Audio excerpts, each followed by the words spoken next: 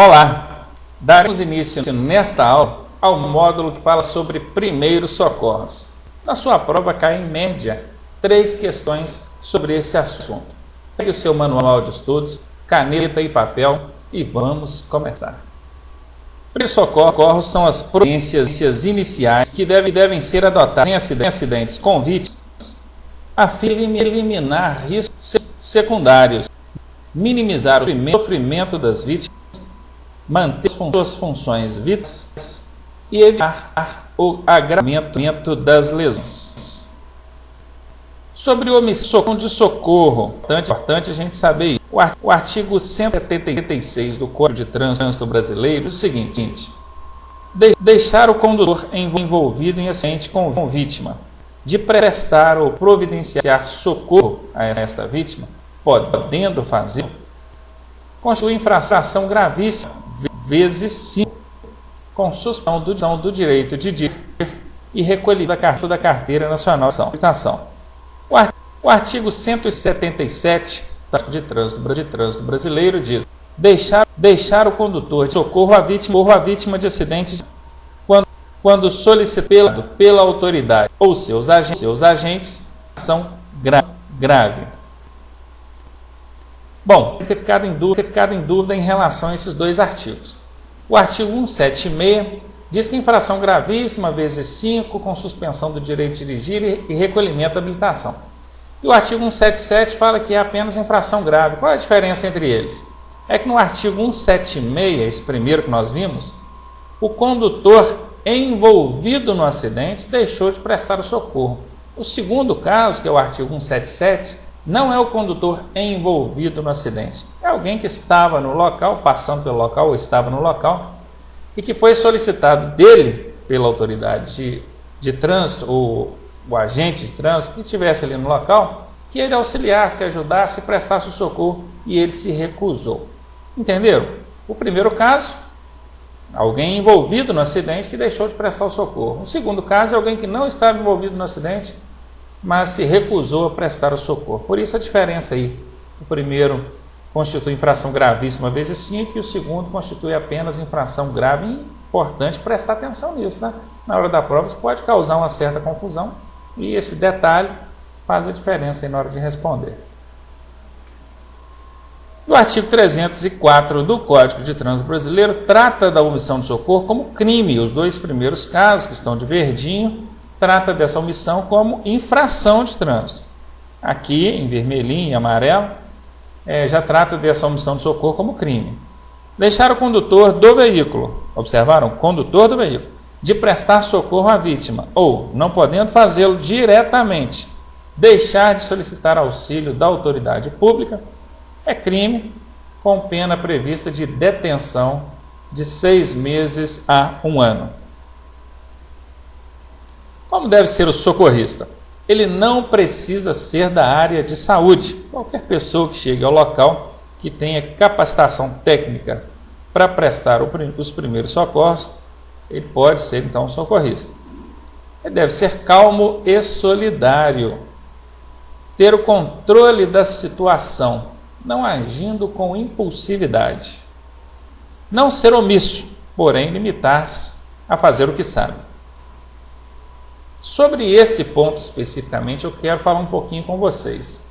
O não ser omisso, por quê? Gente, hoje, o que a gente mais vê num local de acidente, é um monte de gente que não entende absolutamente nada da situação, que estão ali atrapalhando, aglomerando, tumultuando a situação e impedindo que alguém que tenha algum conhecimento técnico faça alguma coisa.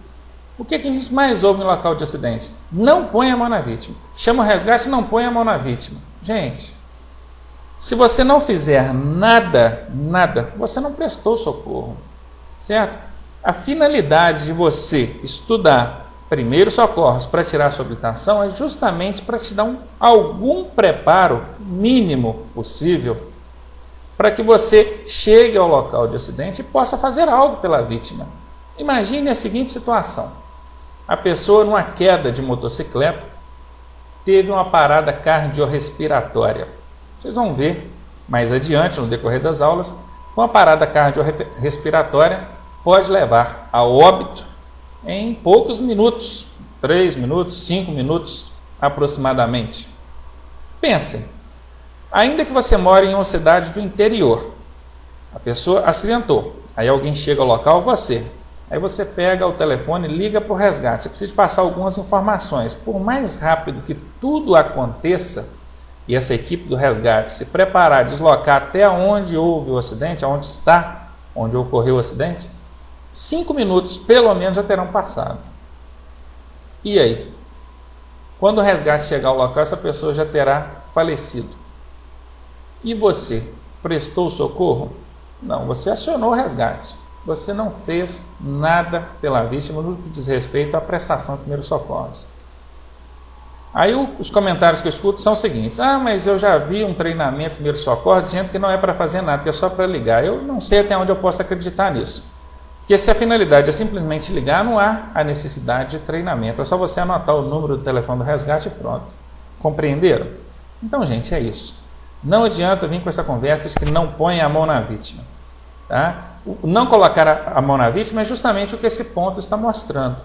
É o ser omisso. Você está sendo omisso, você não está colocando a mão na vítima, não está fazendo nada por ela.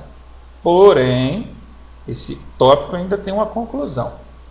Limitar-se a fazer o que sabe, o que está ao seu alcance. Tudo bem? Continuando então. Não agir sob o risco à sua própria segurança. Viram aí? Em primeiro lugar, a sua segurança, a segurança do ambiente, dos demais envolvidos ali. Tentar fazer algo por alguém que já está acidentado, já está debilitado, sob o risco inclusive de morrer, ir a óbito, mas colocando a sua integridade, a sua segurança de demais pessoas em risco, aí não é sugerido.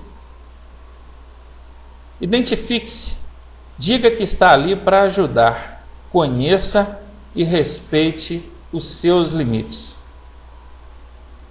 Como proceder diante de um acidente? Chegou ao local, primeira coisa, faça uma análise panorâmica da situação. Identifique e elimine riscos secundários. Estacione o veículo em local seguro, sinalize o local, chame o socorro especializado. Os primeiros 5 minutos são de vital importância para as vítimas. Não perca tempo. Pois é, importantíssimo vocês estarem atentos e terem em mente essa sequência que foi colocada em tópicos aqui para vocês. Análise panorâmica da situação. O que é uma análise panorâmica? Uma análise geral. Imagine, só para dar um exemplo, se você sobrevoa uma cidade de helicóptero, você está tendo uma visão panorâmica, uma visão completa, geral da situação. Você não consegue ver detalhes, mas você consegue ter uma visão geral. E é isso que você tem que fazer quando você chega ao local do acidente. Dá uma geral no ambiente e tente identificar riscos secundários.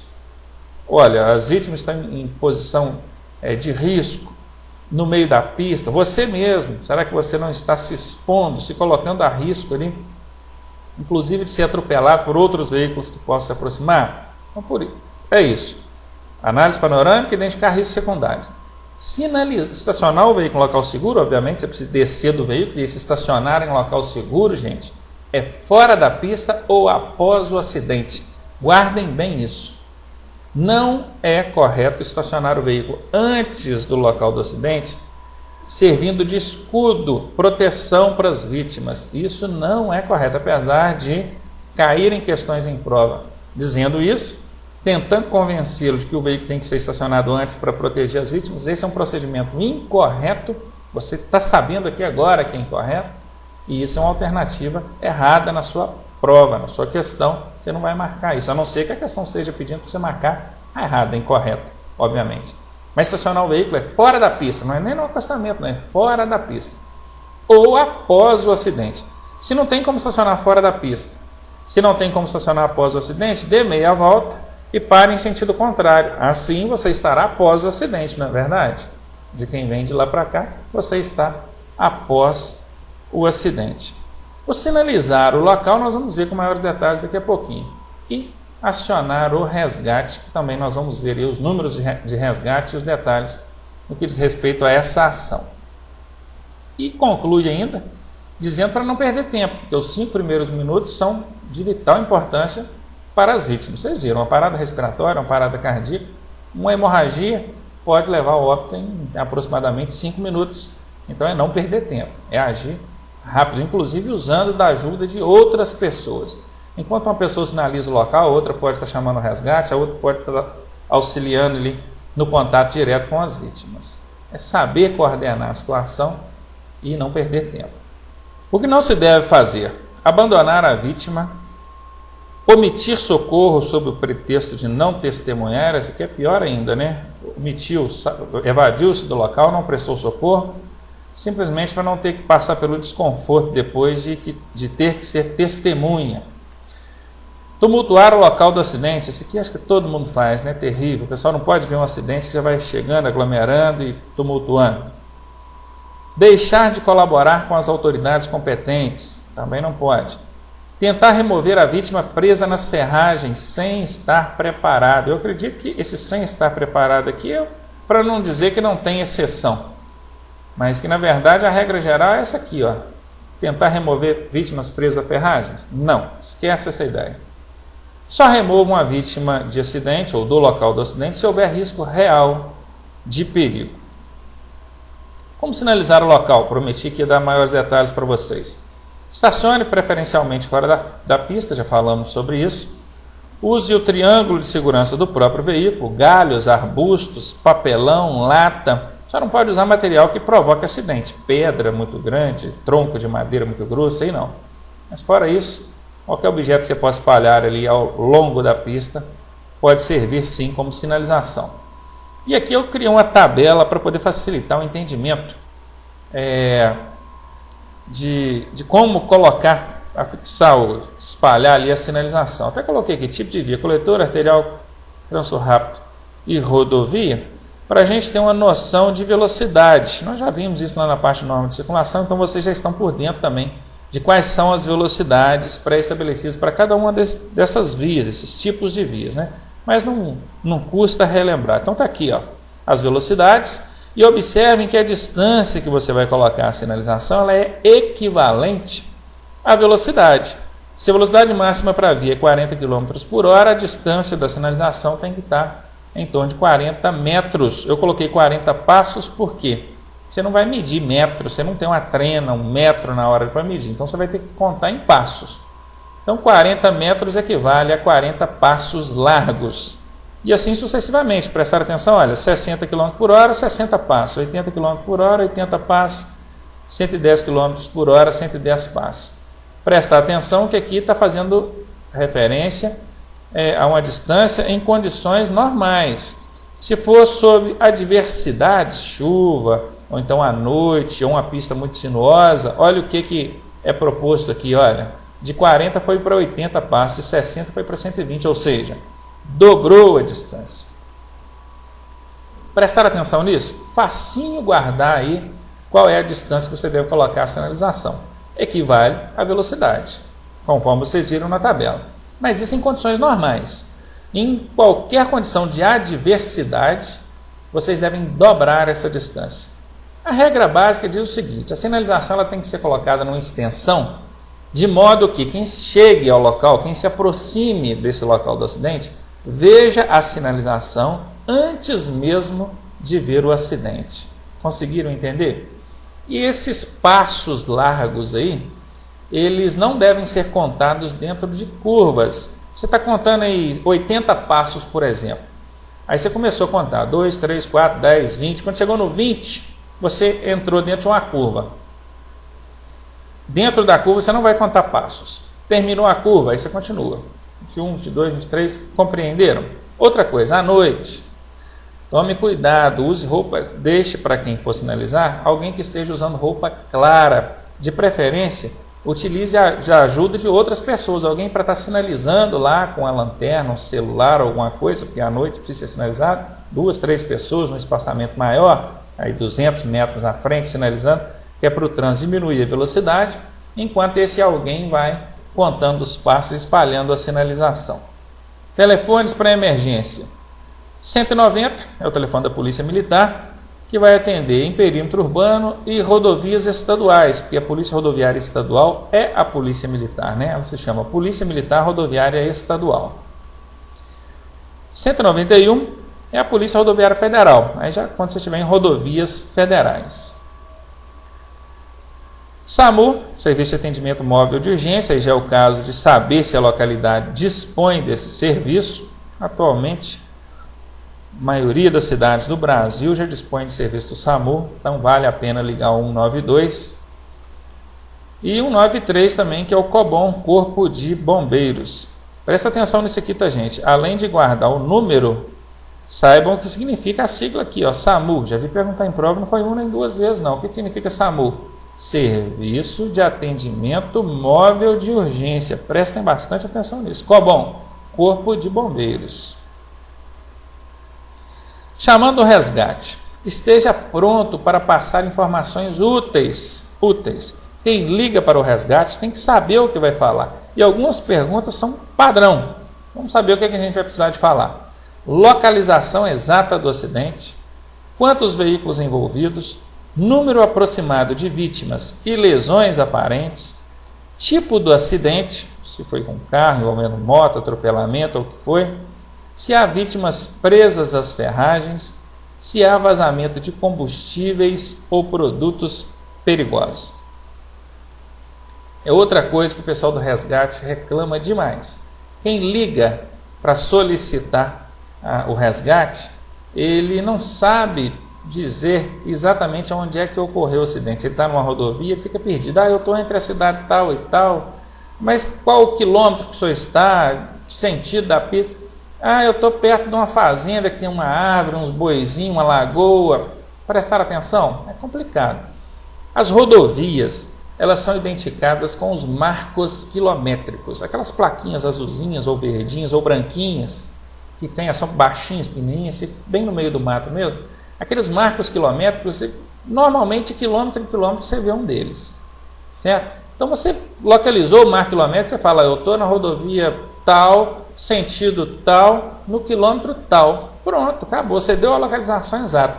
Se é dentro do perímetro urbano, nome de rua, bairro, número da residência que você está em frente ali, alguma referência marcante, um shopping, um parque, certo? Mas saber dizer a localização exata do acidente é rápido. Não dá para ficar pensando, não. Quem está do lado de lá, o pessoal do resgate, eles precisam dessas informações rápidas para poder preparar a equipe e enviar. Saber dizer que tipo de acidente aconteceu. Moto com carro, carro com caminhão, moto com caminhão, o que houve? Tem pessoas presas às ferragens? Porque pensem, o resgate precisa deslocar com equipe e equipamentos. E eles não vão trazer um caminhão-pipa se não tiver um incêndio no local, certo? Não, tem incêndio, aí vamos trazer um caminhão-pipa. Tem pessoas presas às ferragens, tem que trazer o desencarcerador. Ou seja, eles vão trazer pessoas e equipamentos apropriados para a situação. O veículo caiu dentro de um rio, está submerso, tem pessoas dentro do veículo, então vão trazer pessoal treinado para mergulho, equipamento de mergulho. Compreenderam? Não tem que saber, quem for ligar, já tem que estar com isso em mente para poder passar essas informações aí. Informações que eles jamais vão pedir.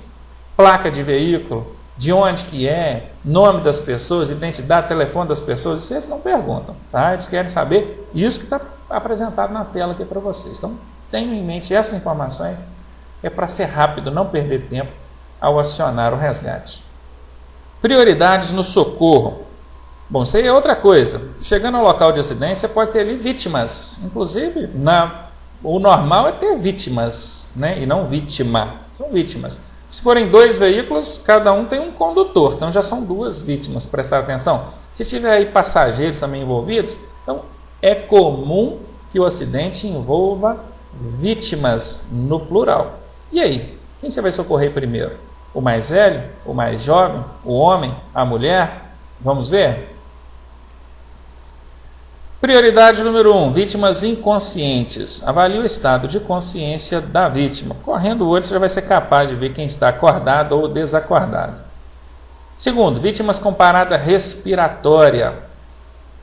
Terceiro, vítimas com parada cardíaca. Verificar a pulsação da vítima. Melhor artéria carótida ou carotídea.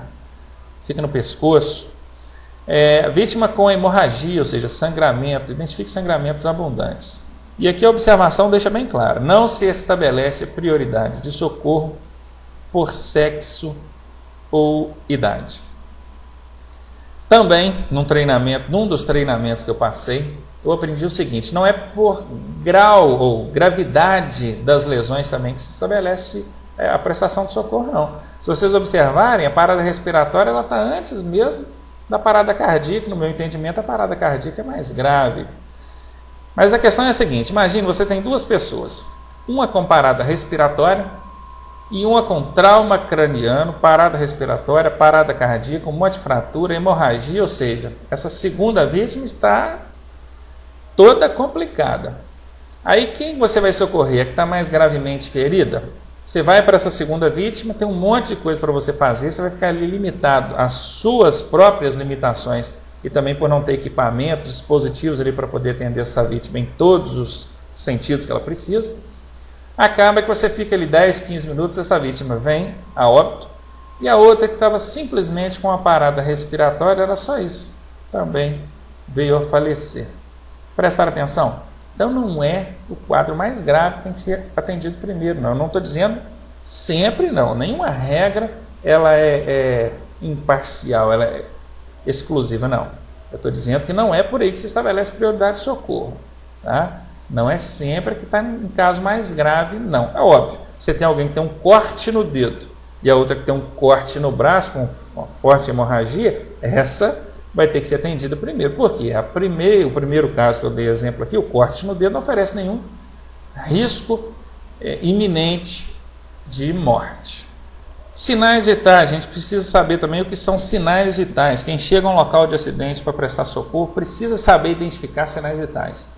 São sinais que possibilitam a avaliação do quadro clínico da vítima. Aqui na figura nós até temos uma dessas aferições aí, a pessoa tentando identificar através do toque, do tato, se a vítima tem pulsação através da artéria carotídea. Então vamos lá, sinais vitais. Primeiro sinal vital, respiração. O normal para um adulto está entre 12 e 20 movimentos respiratórios por minuto. Então, saber se está respirando e saber se está respirando dentro do normal. O normal é entre 12 e 20 movimentos respiratórios por minuto. Isso para um adulto, tá? Pulsação. O normal para um adulto está entre 60 e 100 pulsações por minuto. Pressão arterial. O normal para um adulto está entre 120 e 80 mmHg. Isso aqui seria o 12 por 8, né? A pressão 12 por 8. Esse é o sinal vital mais difícil de ser constatado pelo socorrista, tá? E a temperatura corporal, que varia entre 36 e 37 graus, é o considerado normal. Aqui, bem destacado para vocês, a temperatura corpórea, essa última que nós vimos aqui, é o único, vamos destacar, é o único sinal vital que não sofre variações em consequência da idade. Prestar atenção nessa observação? A temperatura corporal, essa que você mede com termômetro, é o único sinal vital que não sofre variações em consequência da idade. Por quê? Uma criança tem como temperatura normal entre 36 e 37. Um adulto entre 36 e 37. Um adolescente também, um idoso também, ou seja, independentemente da idade, a temperatura corporal vai ser sempre a mesma. Não posso afirmar que o mesmo ocorre para movimentos respiratórios, pulsação, pressão arterial. Compreenderam? Protocolo ABCDE. Vamos fazer o seguinte, vamos finalizar essa aula e eu já volto no princípio da próxima aula pegando aqui esses passos. Esse protocolo é um passo a passo na prestação de socorro que a gente precisa conhecer e saber colocá-lo em prática. Até a próxima aula. De volta com vocês, vamos direto ao assunto, continuando aí nosso curso de socorros. Muito bem. Esse protocolo ABCDE envolve a análise primária e secundária. Essa análise é analisar, verificar de forma primária e secundária as vítimas. Após avaliar os riscos, sinalizar o local e chamar o resgate, faça a análise primária e secundária das vítimas. Aí entra a técnicazinha A, B, C, D, E. O A vale a abertura das vias aéreas, controle da região cervical. Nós vamos ver com maior detalhes cada uma das letras a partir do próximo slide. Tá? Estão desobstruídas as vias aéreas? Existe lesão na cervical? Então, esse A tratando justamente de modo a responder essas perguntas. O B. Verificar boa ventilação, respiração adequada. Veja, sinta e escute os movimentos respiratórios da vítima. C. Circulação, hemorragia e controle do choque. Esse choque é o choque hipovolêmico causado por baixa circulação sanguínea. Não é o choque elétrico, não, tá? Esse é estado de choque. E nós vamos ver maiores detalhes também mais adiante. Existe pulso palpável, a hemorragia grave. O D. Distúrbio neurológico, nível consciência. Responde a estímulos. Criar as pupilas da vítima. Repito, todos os tópicos, maiores detalhes. E o E equivale a exposição. Exposição é expor. E é proteger a vítima de outras complicações. Lesões, hipotermia é baixa altura. Vamos lá, então começando pelo A, como eu prometi para vocês, do A, B, C, D, E, nós vamos começar pelo A. Vias aéreas e controle da cervical.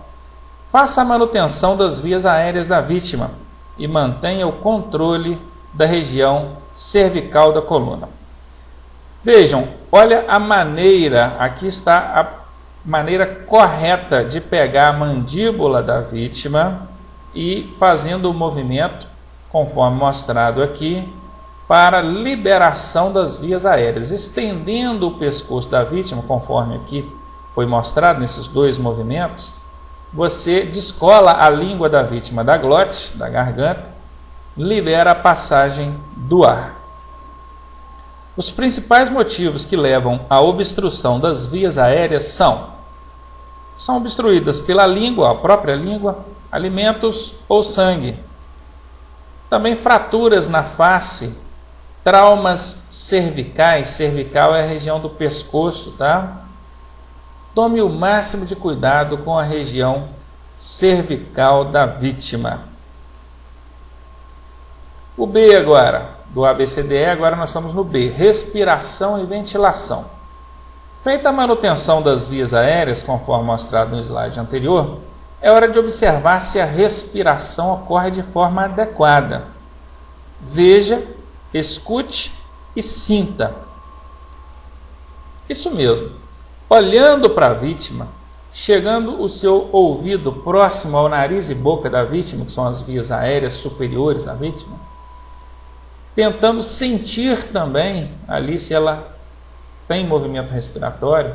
Com essas ações você é capaz de fazer uma avaliação mais precisa do fato da vítima estar ou não respirando e se está respirando de forma regular. Aproxime-se para escutar a boca e o nariz do acidentado, verificando também os movimentos de tórax e abdômen. Se a vítima não estiver respirando, devemos iniciar imediatamente os procedimentos de reanimação. Mas detalhe, a respiração artificial só deve ser executada com equipamentos próprios e por pessoal treinado. Pois é, essa é uma das novidades, novidade entre aspas, porque isso já está valendo desde o último protocolo, que é o de 2010, nós já estamos aí em 2015. Enfim, a respiração boca a boca, a respiração artificial boca a boca, você colocando a boca na boca da vítima e soprando, ela não é mais recomendável em prestação de primeiros socorros. Tem gente que vai questionar: ah, mas se acontecer com meu filho, meu parente, eu vou tentar fazer algo. Olha, não é que não seja eficiente, é que por motivos técnicos concluídos aí, chegaram à conclusão, os especialistas, não é recomendável mais a respiração boca a boca. Aí profissionais treinados, especializados, com equipamento adequado, vai fazer essa respiração artificial. Não quero entrar em detalhes, eu tenho a minha opinião a respeito, mas não é o caso. Eu estou apenas preparando vocês para uma prova, então vocês entendam isso. Verificou ali, observou, se tiver o equipamento, faz. Se não tiver, não faça o boca a boca, porque não é mais uma técnica recomendável para este caso. C. Circulação e controle de hemorragia. Nesta fase, faça uma análise na vítima a fim de diagnosticar possíveis hemorragias e falhas circulatórias. Hipotensão arterial, esse hipo quer dizer baixa tensão arterial em vítimas de traumas, deve ser considerado como consequência de hipovolemia. Observem, hipo é baixa, volemia o que? Volume, baixo volume de sangue. Se tem pouca circulação, consequentemente, há a possibilidade de uma queda de pressão arterial. Verifique nível de consciência, coloração da pele, frequência e amplitude de pulso, perfusão capilar nas extremidades. Gente, perfusão é o seguinte: aperte o dedo, a ponta do dedo da vítima, aperte uns 5 segundos aproximadamente e solte. E observe, no que você aperta, a tendência é de dispersar o sangue, né? Ficar branco ali, sem coloração a ponta do membro que você apertou. Quando você soltar, o sangue tem que voltar em menos de 2 segundos. Se voltar em menos de 2 segundos, você vê que já conseguiu coloração em até 2 segundos, é porque está normal. Se demorar mais do que isso, aí é porque a perfusão capilar quer dizer, onde são as pequenas veias do nosso corpo, capilares, veias fininhas. Essa perfusão capilar não está normal, a pessoa não está tendo uma boa circulação naquela região. Observa a pressão arterial e sudorese. Identifique pontos e sangramento, de sangramento, não é aí não, identifique pontos de sangramento e controle a hemorragia. Bom, nós ainda não estamos falando de como controlar a hemorragia, estamos apenas trabalhando com maiores detalhes a letra C do ABCDE. Isso, a hemorragia é observar, saber analisar se a pessoa está tendo perda de sangue em excesso, de maneira que isso possa colocá-la em risco, um risco maior, talvez até um risco de morte. D. Avaliação neurológica. Aí vem, avalie o nível de consciência e a reatividade pupilar do traumatizado. Pupilas são esse ponto escuro que a gente tem no meio do olho. Daqui a pouco a gente vai ver maiores detalhes sobre isso também. Para isso, utilize o método AVDI. Opa, que método é esse? Está aqui, AVDI. Alerta, a vítima está acordada, olhos abertos, falando. V, de verbal, responde a estímulo verbal. D, doloroso, responde a estímulo doloroso. I, de inconsciente, está totalmente irresponsivo a estímulos. Então é isso. Para você analisar o nível de consciência da vítima, esse é a AVDI. Tá? AVDI, conforme mostrado na tela. Se a vítima está acordada, se ela olhos abertos, está vendo, é o A.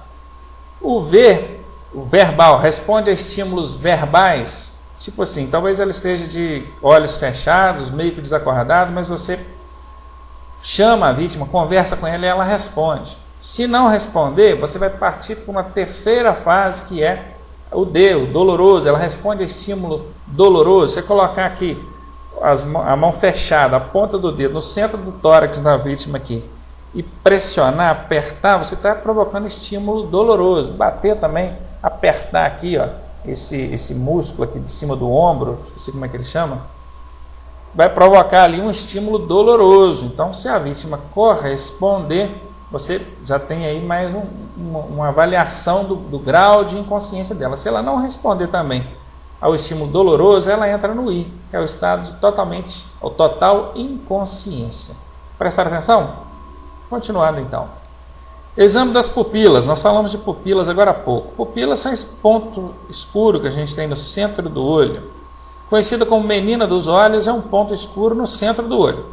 Avaliar tamanho, simetria e reação à luz. Pupilas contraídas, observem que aqui elas estão bem pequenininhas, chama-se contraídas.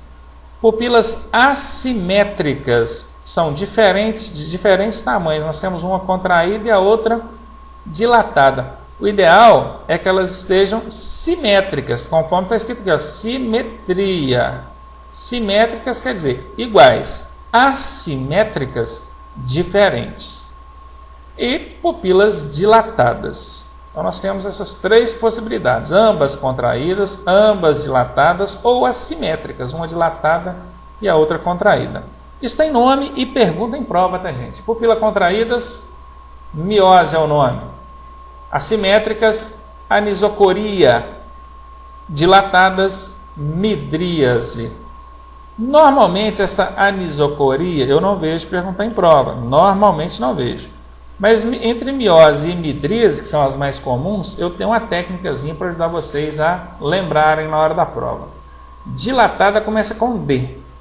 Se você ler a palavra miose, você não vai achar nenhuma letra D dentro dela. Se você ler a palavra midríase, você vai achar uma letra D aqui, ó. Isso te faz relacionar o midríase com dilatada. Então, se na hora da sua prova você está fazendo uma prova de questões de múltiplas escolhas, você tem ali alternativas A, B, C, D, E. Você vai procurar relacionar o dilatada com o D do midríase. Viram aqui? O D do midríase com o dilatado. A outra que sobrar é o miose. E conforme eu disse, o assimétrica eu coloquei aqui, o anisocoria, que é para fins de conhecimento mesmo. Se porventura vier perguntar, vocês estão por dentro. Mas até agora eu não vi perguntar em prova assimétricas, anisocoria, não. E o que isso pode indicar? Ambas as pupilas contraídas. Lesão no sistema nervoso central. SNC é sistema nervoso central. Na cabeça, pancada na cabeça. Ou uso de drogas. Assimétricas, ou anisocoria. AVC, que é acidente vascular cerebral. E trauma crânioencefálico. Ou traumatismo crânioencefálico. Cabeça também, ambas aqui estão relacionadas a pancadas na cabeça. E ambas as pupilas dilatadas podem representar anóxia ou hipóxia, inconsciência, choque, parada cardíaca ou hemorragia. E a letra E? Exposição e controle da hipotermia. Hipotermia é temperatura baixa, quando a pessoa está abaixo do recomendável. Qual que é o mínimo recomendável para a temperatura corporal? 36 graus, né? Pois é, então abaixo de 36 já é hipotermia. Uma forma eficiente de identificar possíveis lesões, aqui está escrito leões, né, gente? Mas é lesões, é despir a vítima. Mas tome cuidado para não expor suas partes íntimas e mantenha o controle da temperatura corporal. Então, quando vem exposição, é expor mesmo os ferimentos, as lesões, mas tomando cuidado com o controle da temperatura corporal. Então, dois cuidados tem que tomar ao expor a vítima. Cuidado para não expor partes íntimas e também cuidado para não, despindo a vítima, expô-la demais a ambiente frio e ela ter uma hipotermia. Cerca de 40% das vítimas desenvolvem um quadro de hipotermia durante a fase de atendimento inicial.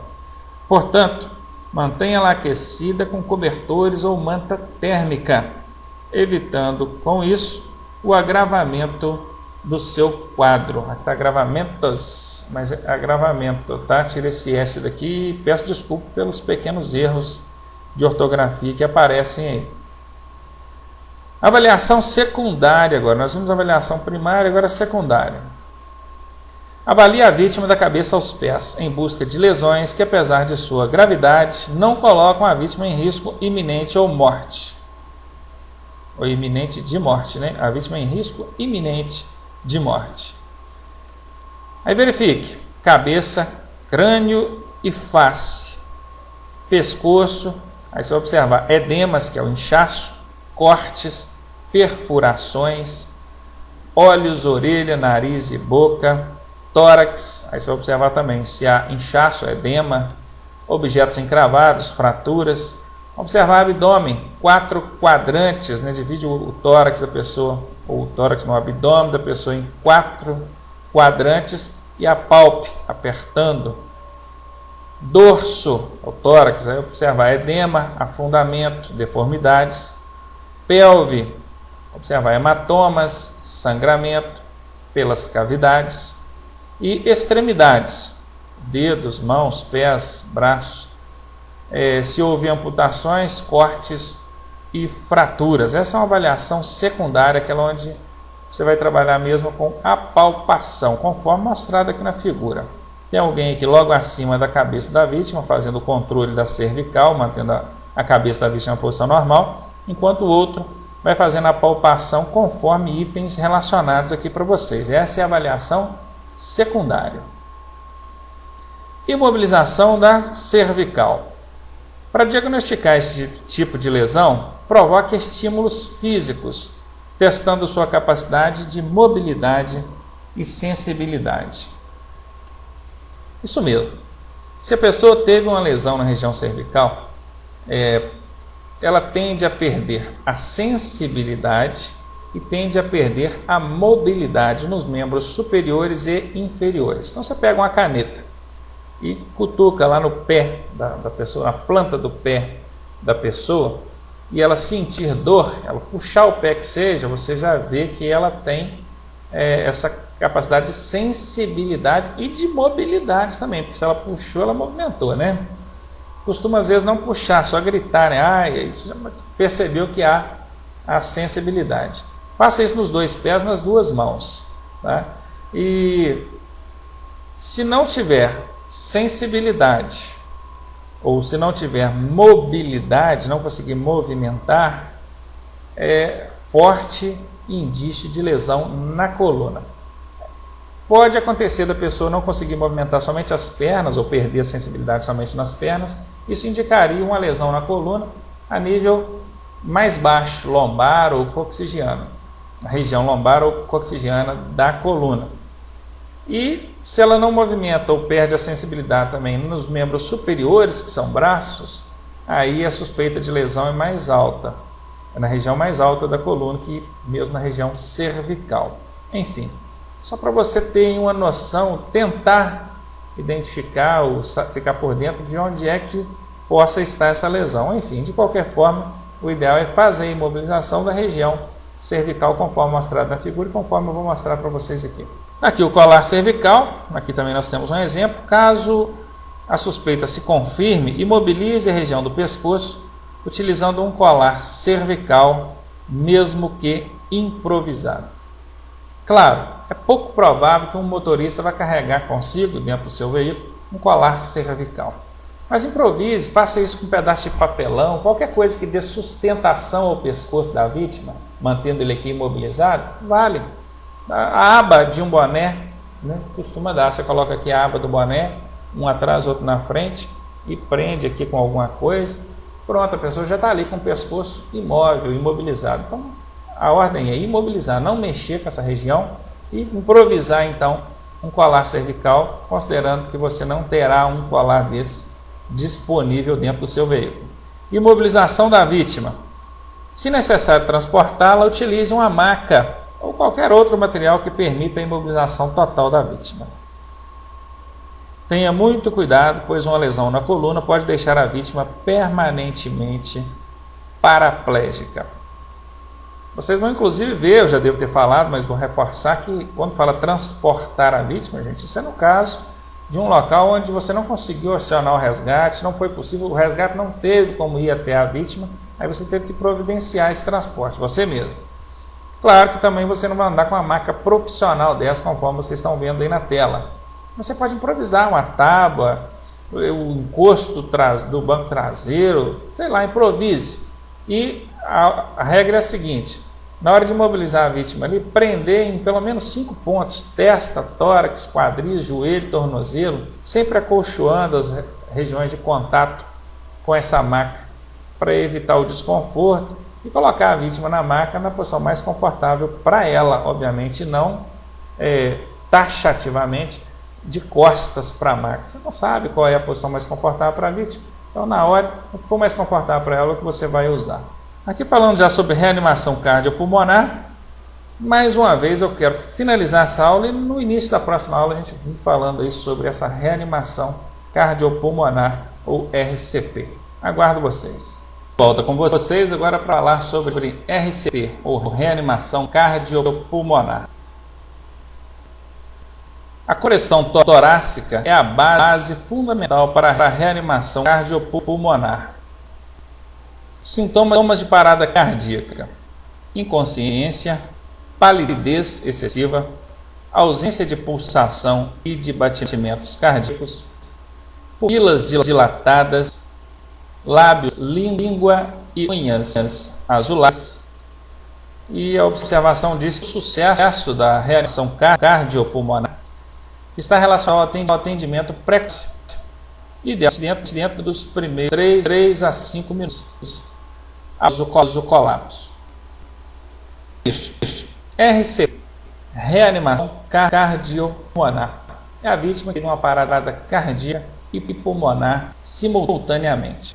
Você precisa reanimar a vítima logo, dentro de 3 a 5 minutos, conforme vocês viram aqui na observação, no destaque, na cor amarela. Vocês viram também na tela quais são os sintomas, que são sintomas, o que a vítima apresenta quando ela está com parada cardiorrespiratória. Você já aprendeu a identificar, através do tato, na artéria carotídea, se a vítima pulsa ou não. Você pode fazer também essa verificação pelo punho, pela dobra do braço com o antebraço, mas o recomendável é aqui mesmo, na carotídea, que é onde você tem uma melhor capacidade de percepção. E se viram ou não, através dos que nós vimos lá, a parte falou sobre ventilação adequada, né? Ouvir, ver, sentir, correto?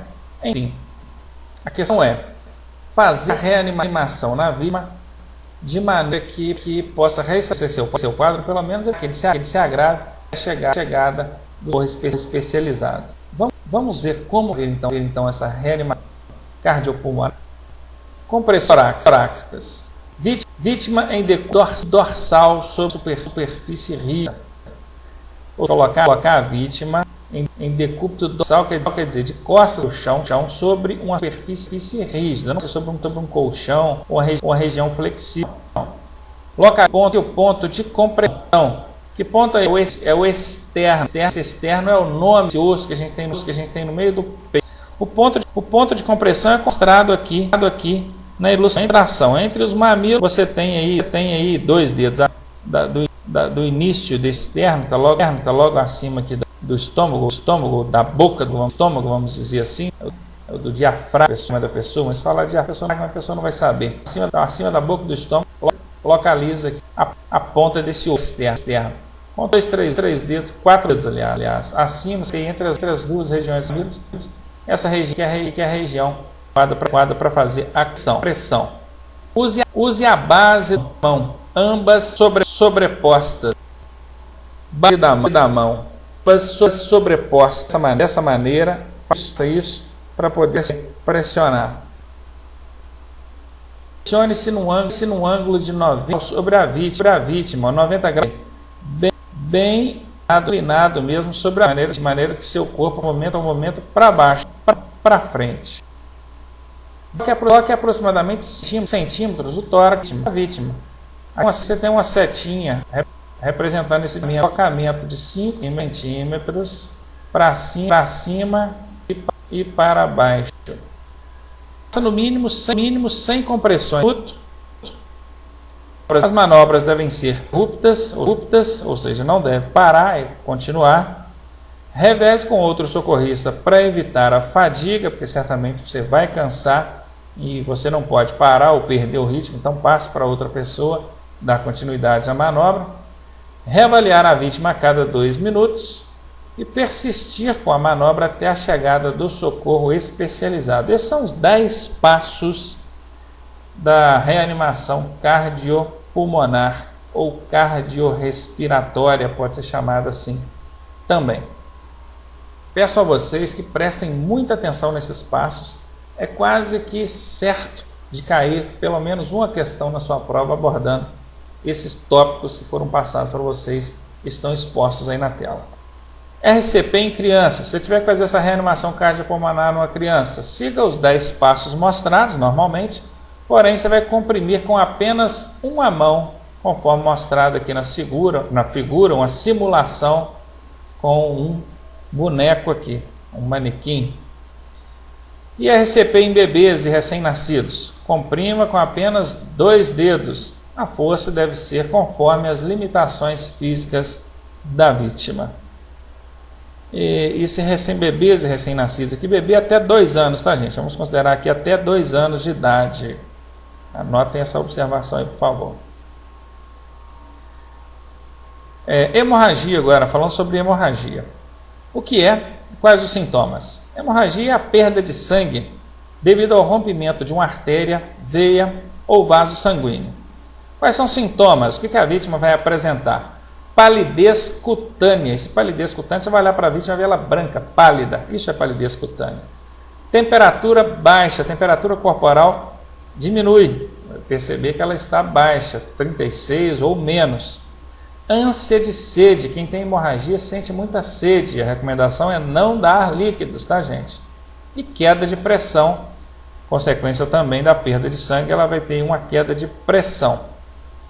As hemorragias podem ser arterial, venosa ou capilar. Uma hemorragia arterial é proveniente de uma artéria. As arteriais são mais perigosas e difíceis de ser controladas, tá, gente? As arteriais são mais perigosas e difíceis de ser controladas. O sangue sai esguichado, em jato. Mas tem também a hemorragia venosa, proveniente de uma veia, ou rompimento de uma veia, e a hemorragia capilar, que é aquela proveniente do rompimento de um pequeno vaso sanguíneo. As hemorragias ainda podem ser internas ou externas. Internas é aquela onde você não consegue ver a origem do sangramento, de onde provém o sangramento. Talvez uma hemorragia estomacal ou pulmonar, você vê o sangue saindo pela boca, pelo nariz, mas não consegue ver a origem do sangramento. E a externa é aquela onde é possível ver a origem do sangramento. É um corte, uma perfuração, você está vendo ali a origem do sangramento. Na hemorragia interna, o que você vai fazer? Procedimentos. Lateralizar a cabeça da vítima. Colocá-la de lado, conforme mostrado aqui na figura, para evitar que ela possa ser asfixiada com o próprio fluxo de sangue que sai pela boca. Controlar os sinais vitais, pulso, respiração, pressão arterial, temperatura. Manter a temperatura da vítima, cobertor para aquecê-la. Não dar nada para ingerir. Prestar atenção nisso aqui, gente. Não dar nada para a vítima ingerir, nem água. Utilize EPI, equipamento de proteção individual. Para quê? Para evitar contato direto com sangramentos ou secreções. É a luva descartável, ou não tendo a luva, que é o mais provável, você não vai estar com a luva dentro do seu veículo. Você pode improvisar com sacolas plásticas, alguma coisa que sirva de proteção às mãos, evitando o contato direto com a vítima. E ainda falando de hemorragia interna, nós temos aí como um exemplo de hemorragia interna, a hemorragia nasal. O que fazer? Cabeça abaixada, compressão por 10 minutos, conforme mostrado na figura ao lado, gelo ou compressa gelada. Pois é, conforme vocês puderam observar, nas hemorragias internas, o socorrista tem muito pouco a fazer. Lógico, pois a lesão é interna, está dentro da vítima. Como você pode fazer algo mais por ela, senão o que foi mostrado e exibido aqui, está sendo exibido aqui na tela. E na hemorragia nasal, eu fiz questão de dar um destaque especial pelo seguinte. Desde criancinha a gente aprende de forma errada, uma técnica errada, de que quando há um sangramento nas narinas, a gente deve elevar a cabeça, levantar a cabeça. E assim o sangramento para. Vejam, o sangramento não para se você levantar a cabeça, ou em consequência de você elevar a cabeça. O que acontece? O sangue começa a voltar para dentro da sua garganta e, dependendo do volume de sangue, ele pode coagular, provocando asfixia, uma parada respiratória.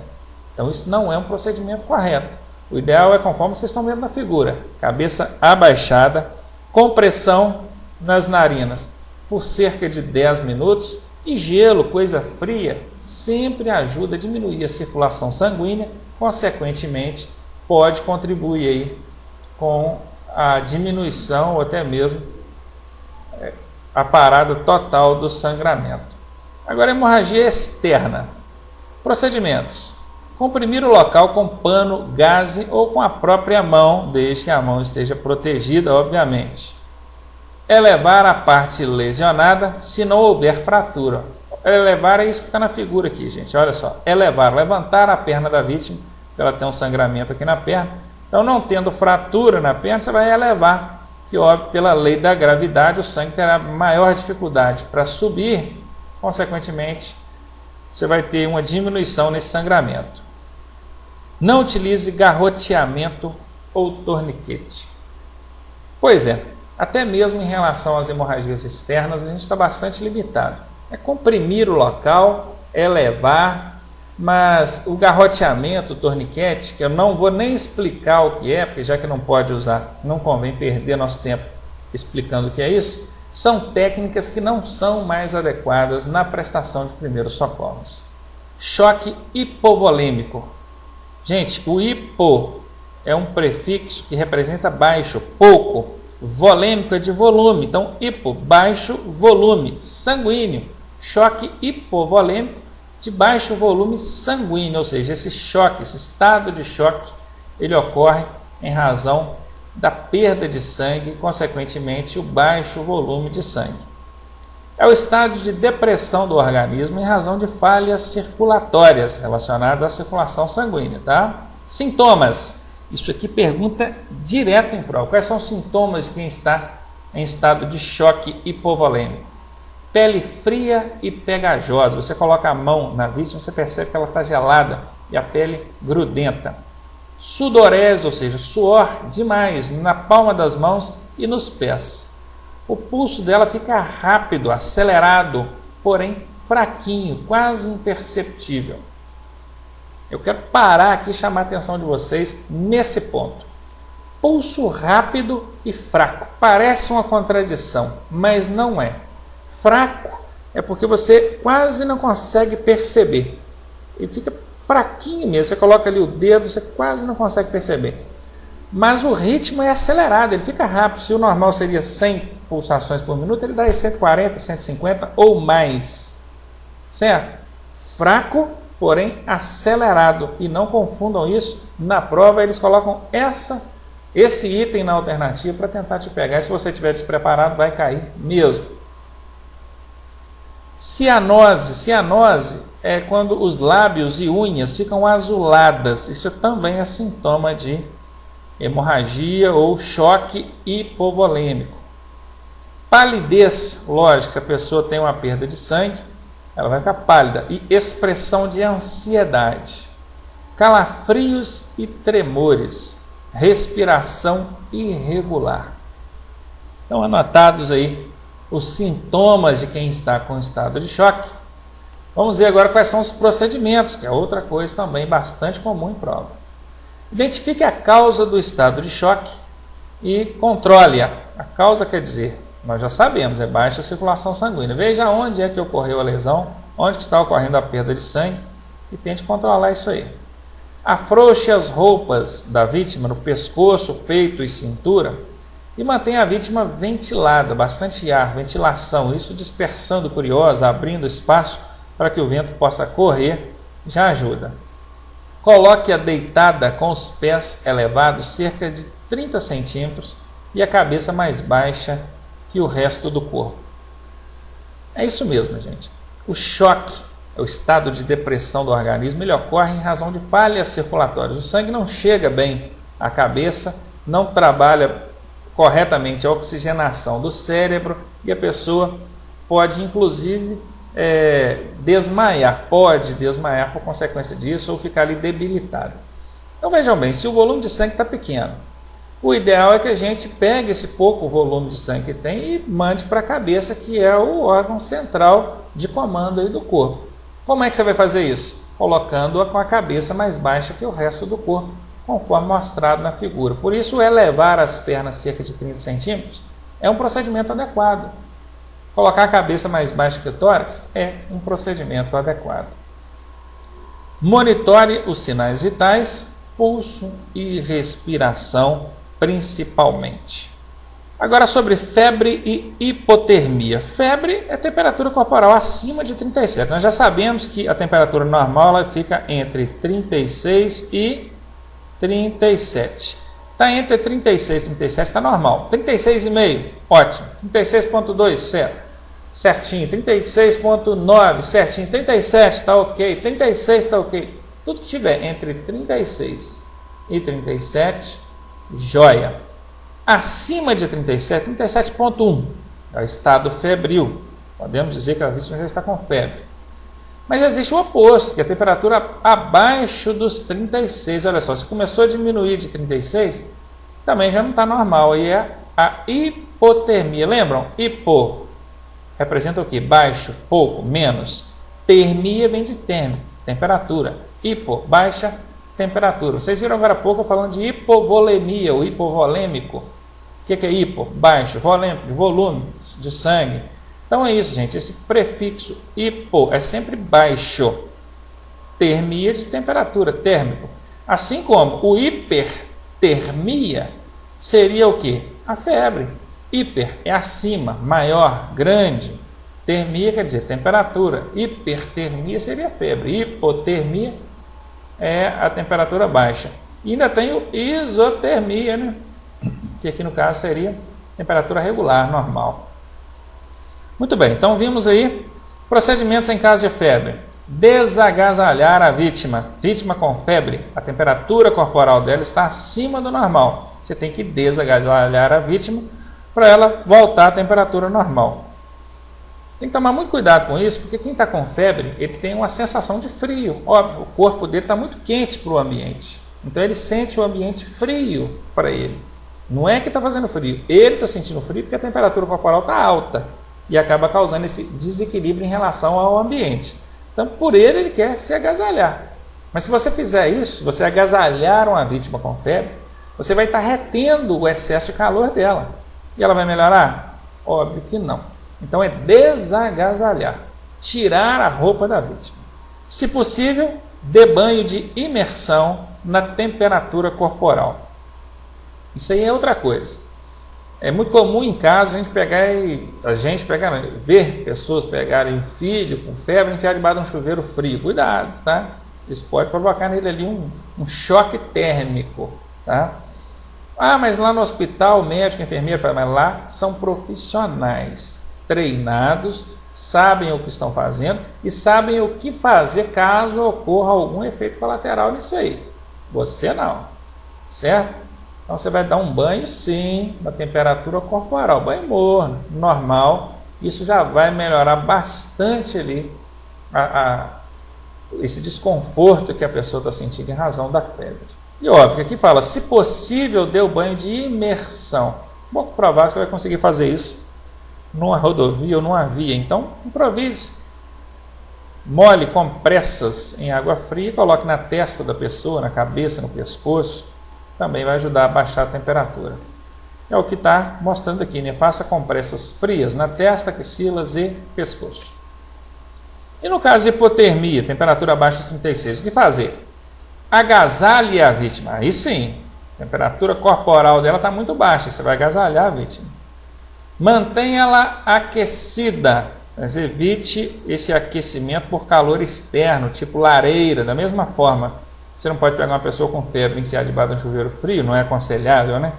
O oposto também não pode acontecer. Uma pessoa que está com uma temperatura muito baixa, colocar ela dentro de uma lareira praticamente. Em nenhuma hipótese, ofereça medicamentos ou bebida alcoólica. É o tal do conhaque, né? Para aumentar a temperatura. Claro que isso não é um procedimento adequado. E agora vamos falar das lesões mais comuns em acidentes de trânsito. Só dar a introdução aqui e continuar na próxima aula, só para deixar vocês aí com gostinho de quero mais. As lesões mais comuns são luxação, entorse e fratura. Imobilize a região afetada com material rígido ou bandagem. Aplique gelo e só. Gente, luxação é o deslocamento do osso, conforme vocês estão vendo aí na figura. O entorse é uma lesão no ligamento entre os ossos, na junta, certo? E a fratura é o rompimento total ou parcial do osso. Essas são as lesões mais comuns em acidentes de trânsito. Por quê? No acidente sempre ocorre a pancada, e a pancada vai resultar nisso que vocês estão vendo na tela aí. Agora, o dedo saiu do lugar aqui, luxou, né? O osso deslocou, não quebrou não, mas deslocou da junta aqui. Vamos puxar e colocar no lugar. Não, gente. A ordem é imobilizar. Imobilizar é o quê? Não movimentar. Você não vai movimentar, a vítima não vai movimentar, ninguém vai movimentar. Imobilize aquilo ali com a tala, um material rígido e deixe para o profissional especializado, depois de feita a radiografia, os exames necessários, fazer o procedimento que for adequado. Não vai querer copiar a moda não, porque isso normalmente dá errado. Lá no hospital o médico puxou, voltou para o lugar, mas o médico, ele conhece minuciosamente cada ligamento, cada ponto, cada encaixe daquele membro. Ele fez uma radiografia antes para ver se realmente não houve uma fratura, porque se tiver quebrado o osso, se você puxar, aí você vai acabar de detonar com o osso ou o membro ali lesado da pessoa. Então, não copie moda. Imobilize e aplique gelo, que é para evitar o inchaço, o edema, e amenizar a dor. Na próxima aula a gente volta falando com maiores detalhes sobre fraturas, como imobilizar, conhecer os tipos de fraturas, coisa que também é quase que sagrado cair em prova quando o assunto é primeiros socorros. Aguardo vocês. Vamos então falar sobre fraturas, conforme prometido aí no final da última aula. Tipos de fraturas. Nós temos aqui, eu até fiz questão de detalhar aqui para vocês, caso vocês estejam estudando algo mais aprofundado, mas na verdade nós temos dois tipos de fraturas comuns que são cobrados em provas: fratura exposta e fratura fechada. Exposta é esse caso aqui, onde você tem o rompimento do osso, e o rompimento desse osso, rompimento total, e ele chega a romper também os músculos, o tecido epitelial, a pele, e o osso fica exposto, conforme mostrado aqui na figura. E a fratura fechada é aquela onde pode ocorrer o rompimento total ou não do osso, ou parcial, mas fica interno. Você não vê o osso rompido, quebrado. Tem variações desse tipo de fratura. Nós temos a fratura oblíqua, que é nesse exemplo, conforme vocês podem ver aqui na figura.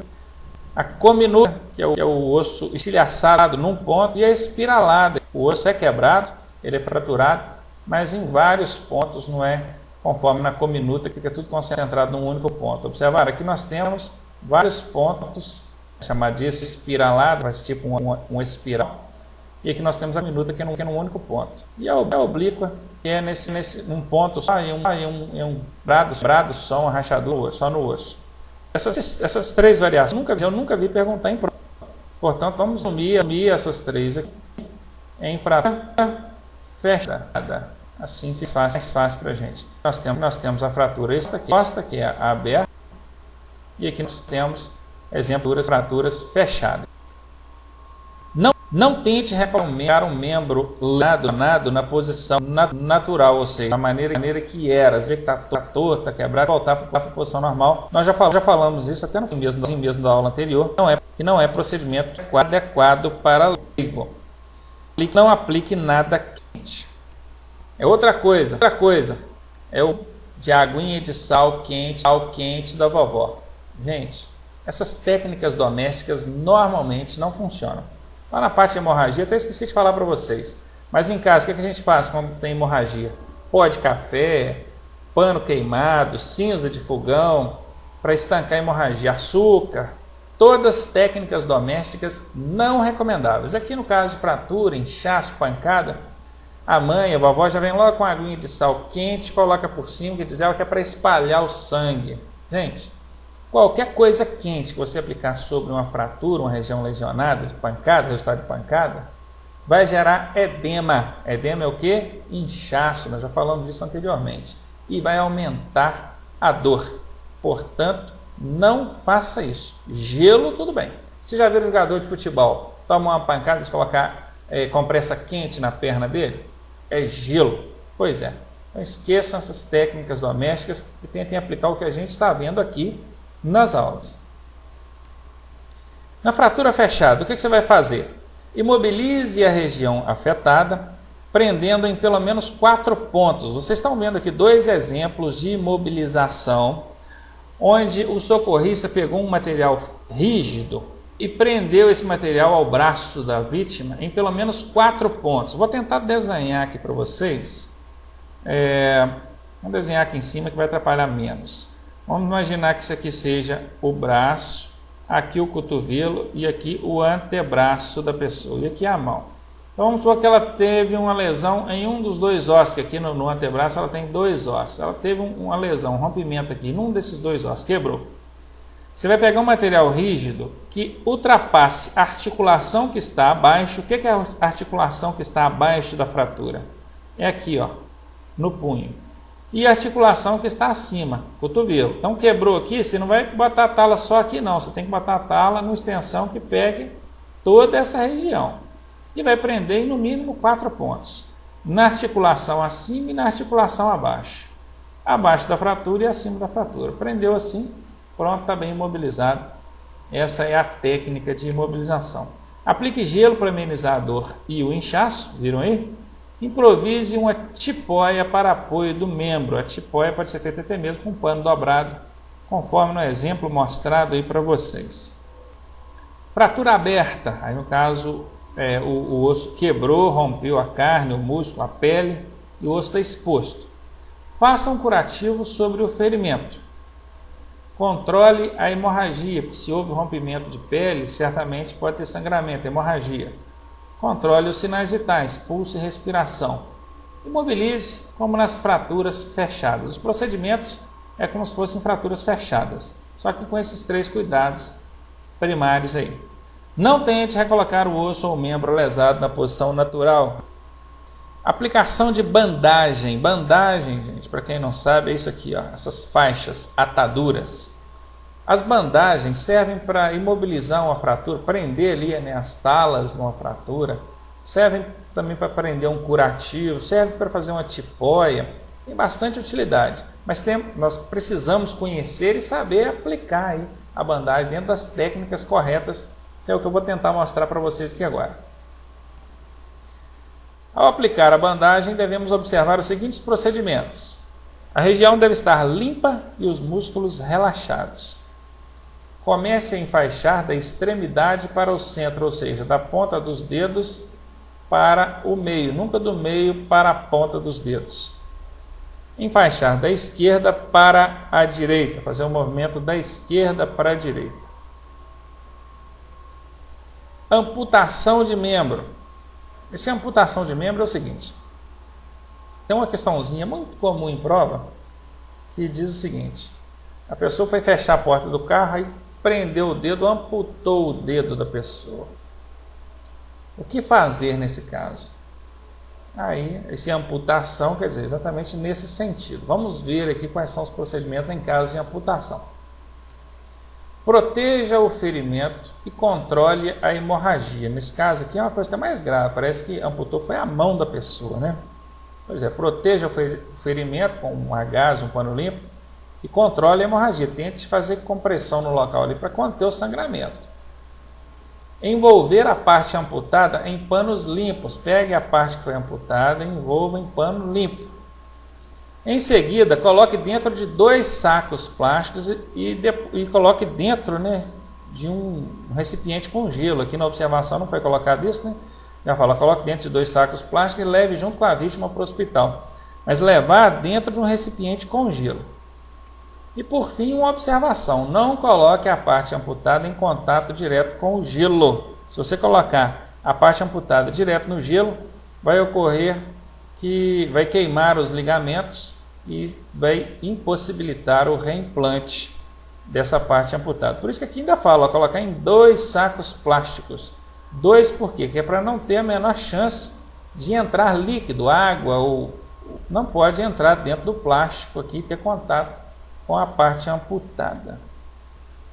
Toma cuidado com o colocar direto no gelo. E a resposta dessa questão que eu estou falando nem tem gelo. Vai falar envolver em pano limpo, mas não fala colocar no gelo, assim como eu também não disse aqui, né? No slide eu disse verbalmente, mas escrito não está aqui na figura. Colocar no gelo sim, gente. Correto, não pode colocar direto no gelo. Lá eles já fizeram isso na questão justamente para tentar te pegar. Parece que na letra A eles colocaram assim, colocar no gelo, só. Olha, colocar no gelo nos leva a entender que em contato direto com o gelo, está errado. E mais embaixo nós temos, né, a alternativa que diz envolver em uma gaze limpa, gaze ou pano limpo e levar junto com a pessoa para o hospital. Aí está certo, envolver na gaze é um dos procedimentos aí. Só que a gente ainda fala envolver na gaze, colocar em 2 sacos plásticos, depois colocar no gelo, para depois então levar com a vítima para o hospital. Tome cuidado para não pular nenhum desses passos, dessas etapas.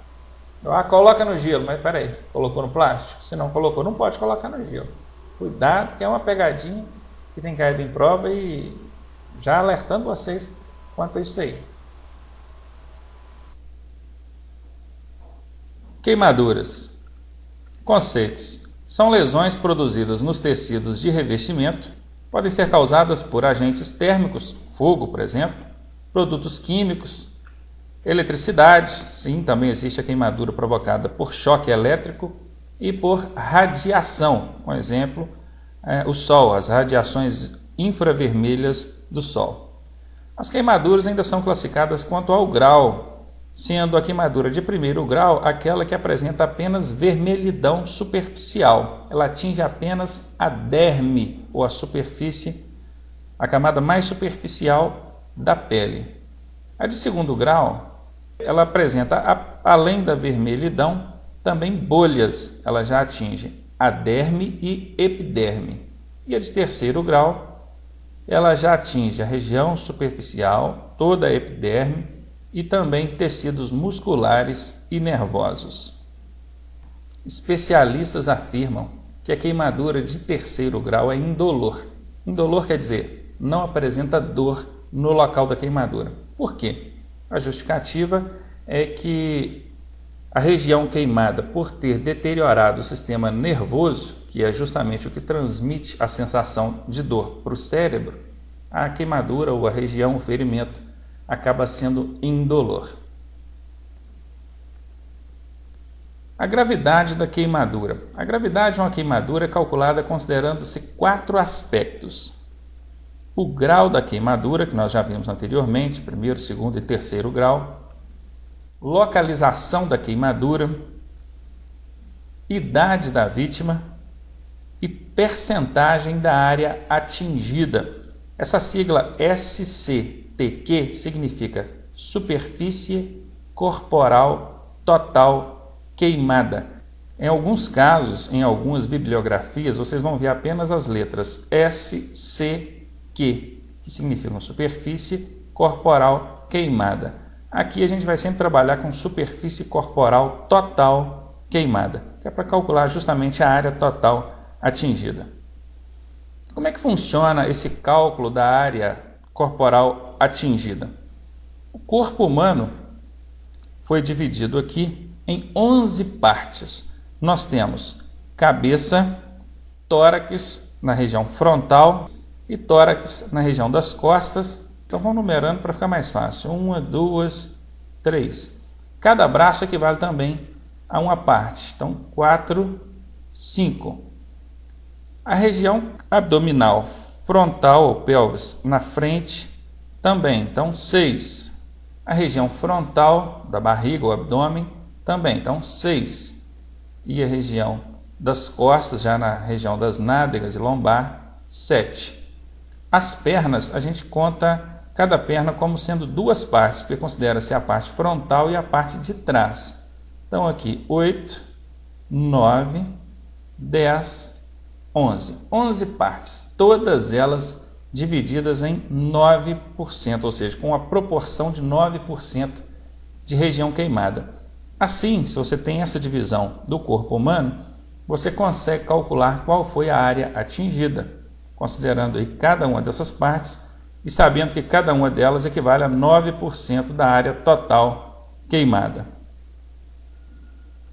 Existe também uma variação dessa regra, dessa técnica, para crianças, mas não vou entrar no mérito, até porque nem mesmo essa situação aqui vai ser cobrada em prova para você calcular aqui a área, apenas a gente precisa saber que a gravidade é calculada com base na percentagem da área atingida, e aqui eu mostrei para vocês como é que chega a esse resultado. Mas, obviamente, essas situações aqui, tanto da criança quanto do adulto, não são alvo de prova, não vão pedir para você calcular a área atingida, não. E agora, já com base nessas informações, a gente consegue chegar aí a algumas conclusões. São consideradas queimaduras de alto risco as de terceiro grau com mais de 10% de superfície corporal total queimada. As de primeiro e segundo grau, quando tiverem mais de 25% da superfície corporal total queimada. Também quando a queimadura for na face, nas vias respiratórias, inclusive atingindo aí pulmões e regiões genitais. E também crianças e idosos, em razão da idade, conforme nós vimos aqui, eles apresentam complicações maiores no que diz respeito a queimaduras. Ainda sobre queimaduras, corpo em chamas. Técnica 1. Pare, deite e role. Se a pessoa sair correndo conforme essa ilustração aqui, a tendência é que o fogo se alastre, aumente. Então, a pessoa tem que fazer o quê? Parar, deitar no chão e rolar. De acordo que as partes do corpo forem tocando no chão, o fogo tende a se apagar. Técnica número 2, a técnica do abafamento. Justamente, você vai pegar um cobertor, algum material que não entre em chamas com tanta facilidade, de preferência um cobertor molhado, se for possível. Mas um cobertor mais grosso, mais espesso, não pega fogo tão facilmente. Você não vai jogar aqui em cima da pessoa uma lona plástica, porque só de você aproximar essa lona da pessoa, ela já vai pegar fogo, então isso não é uma técnica recomendável. Ou seja, abafando, fazendo a técnica do abafamento, conforme na ilustração, para poder tentar conter aí as chamas. Retire a roupa da vítima nas partes atingidas pelo fogo, sem puxar as partes aderidas. Onde a roupa colar, você recorta em volta, tira o que está ao redor, mas onde está aderido você não tira, deixa ali. Retire materiais que possam apertar em caso de edema. Edema é inchaço. Anéis, pulseiras, braceletes, retire esses materiais da pessoa, porque depois que inchar, apresentar edema, dificilmente você vai conseguir tirar. Queimaduras térmicas. Se possível, lave a região com soro fisiológico. A melhor coisa para poder tratar de queimadura é a água, tá, gente? Se tiver soro fisiológico, dentro do recomendado aqui, melhor ainda. Cubra a queimadura com algo não aderente. Se você jogar ali uma gaze em cima de uma região queimada, a tendência é que a gaze venha aderir no ferimento e aí a complicação é maior. Mantenha sob a água para amenizar a dor, ou seja, sob quer dizer debaixo d'água mesmo, água corrente, conforme aqui nas ilustrações. Não aplique nenhum tipo de produto ou medicamento, pomada, pasta de dente ou outras técnicas domésticas. Pois é muito comum em casa a pessoa já correr e passar uma pasta de dente, pomada para queimadura, tem aí? Então vamos passar. Nem pomada para queimadura você vai passar. Nenhuma medicação, nenhuma técnica doméstica. Queimaduras por produtos químicos. Se o produto não for reagente, vejam, se não reagente, lave com água corrente, que é inclusive a melhor coisa para tratar de queimadura, água. Se reagente, se é um produto que entra em reação quando em contato com a água, você não vai jogar água, você vai limpar com um pano seco. Cubra a região atingida, curativo estéril, quer dizer, um curativo limpo, esterilizado. E, se possível, guarde a amostra da substância para apresentar para a equipe médica ou socorro especializado. Queimadura nos olhos. Lave os olhos em água corrente por, no mínimo, 15 minutos. Cubra com curativo úmido e estéril, ou seja, limpo, esterilizado. Volte a umedecer o curativo a cada 5 minutos. Queimadura por choque elétrico. Reconheça a cena e acione, se necessário, a companhia energética local. Esse reconhecer a cena quer dizer observar, analisar a situação para evitar que você também seja eletrocutado. Não coloque a mão na vítima, óbvio, pois ela está eletrocutada.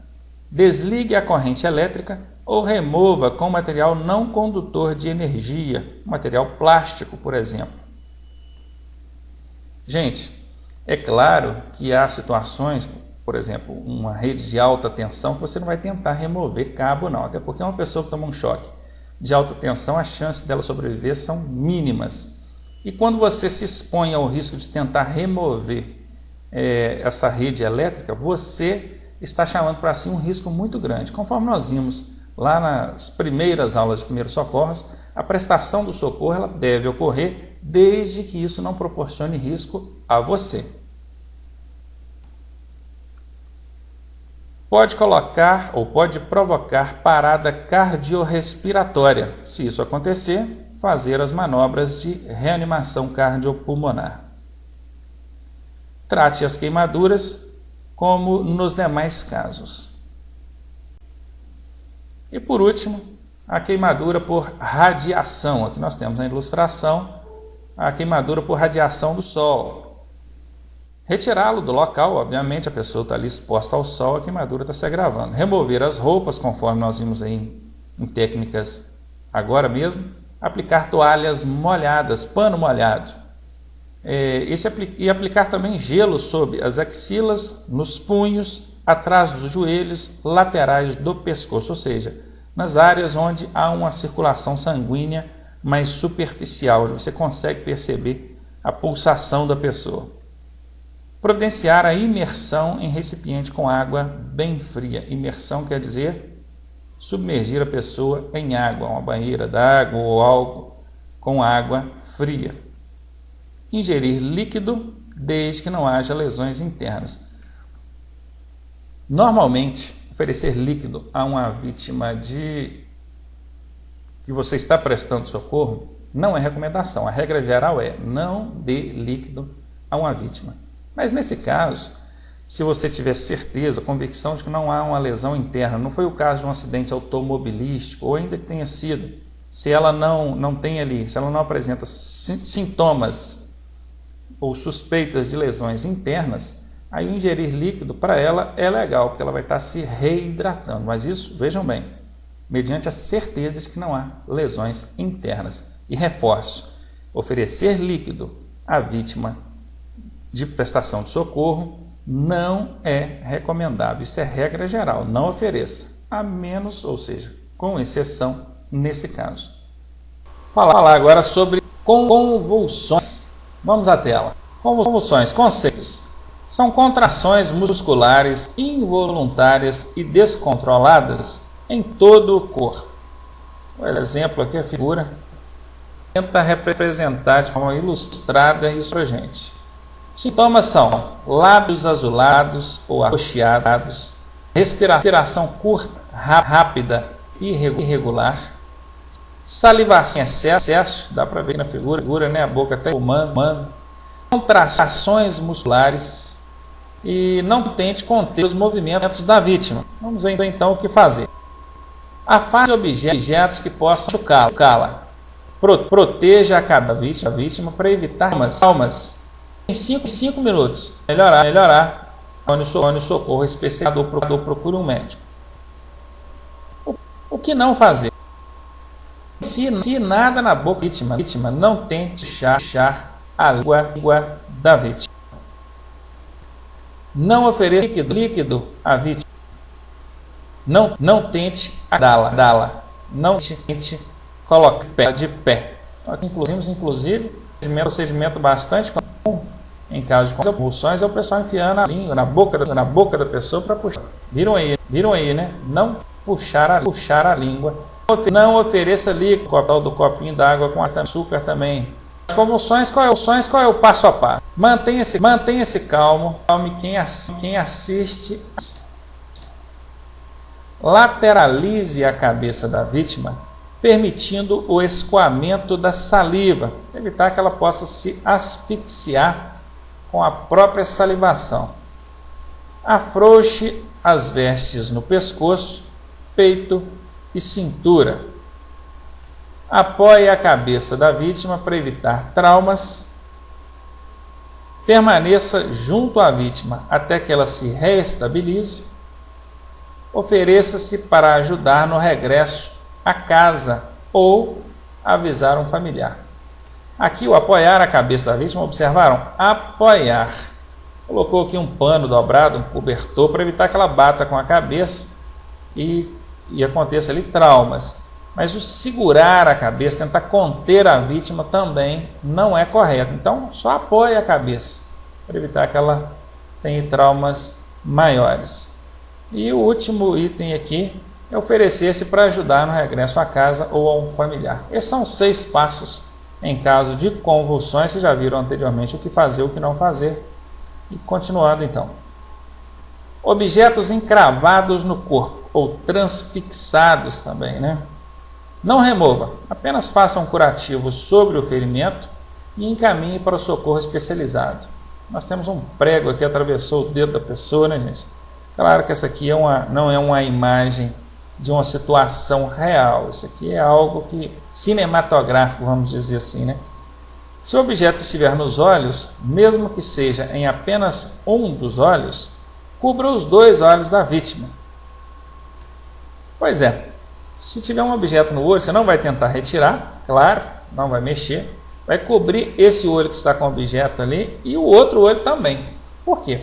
Se você cobrir apenas um olho, o olho que ficar aberto, o outro olho que ficar aberto, a pessoa vai ficar tentando olhar para as coisas e no que ela mexe um olho, ela mexe o outro, não é verdade? Então, fechou os 2 olhos da vítima, cobriu os 2, é para ela ficar quietinha, evitar então que ela fique movimentando o olho bom e, consequentemente, movimentando o outro, que pode ocasionar no agravamento da lesão causada aí pelo objeto. Acidentes com fios de alta tensão. Então, bem representado aqui na figura ao lado. Procedimentos: isole e sinalize o local. Acione a companhia de eletricidade. Não retire as pessoas de dentro do veículo. Isso mesmo, gente. Os pneus do veículo servem de isolamento. Então, se você tirar a pessoa de dentro do veículo, ela pode estar com eletricidade acumulada em seu corpo, ou até mesmo a colocar o pé no chão e o outro no veículo, ela vai ter aí, ou vai tomar um chocaço, em razão de ter colocado o pé no chão, fazendo terra. Lembre-se, dentro do veículo, a pessoa está isolada do choque em razão dos pneus aqui. Não tente remover o cabo de eletricidade. Os pneus do veículo servem como isolamento, evitando que seus ocupantes sejam eletrocutados. Por isso, devem permanecer dentro do veículo. Só para os mais teimosos aí, né, vamos explicar o seguinte. A eletricidade ela vai dar o choque quando ocorrer o positivo e o negativo. O negativo é o terra, o chão, o neutro. E o positivo é onde a corrente de eletricidade está passando. Os cabos de eletricidade representam o positivo disso aí. Está sobre o veículo. E o terra, chão. Se você toca o chão, aí você tem os 2 elementos e provoca o choque. Mas se você fica dentro do veículo, você está isolado desse terra, então o choque não acontece. É o mesmo motivo de um pássaro não tomar choque. Ele não tem o contato com a terra, ele tem contato apenas com o fio onde a eletricidade corre. Entenderam? Tem gente que, menos instruído, fala que o pássaro ele tem isolamentos nos pés. Nada disso, é porque ele só está tendo contato com um lado dessa energia. O terra, que é o outro lado, ele não tem contato, então o choque não acontece. Portanto, guardem isso. Inclusive, eu já vi que em prova a seguinte questão. Em caso de chuva muito forte, muitos raios, qual é o lugar mais seguro para você ficar? Dentro do veículo. Pois é. Acidentes com motociclistas agora. Procedimentos. Faça como nos outros acidentes. Cena, sinalização, resgate. Então, avaliar a cena, sinalizar o local, chamar o resgate. Mantenha a vítima em repouso. Abra a viseira e a jugular do capacete. Jugular é a presilha. Para quê? Para a pessoa respirar mais livremente. Avalie a vítima. Aí é a técnica ABCDE. Estão lembrados? Pois é. Não remova o capacete. Eu disse para abrir a viseira e a jugular do capacete, mas remover o capacete, conforme aqui na figurinha, não. Transporte de acidentados. Esqueça a ideia de colocar a vítima no primeiro carro que passar. Se necessário removê-la, imobilize-a numa maca, mesmo que improvisada, conforme vocês estão vendo aqui. Tente minimizar ao máximo os movimentos com a vítima.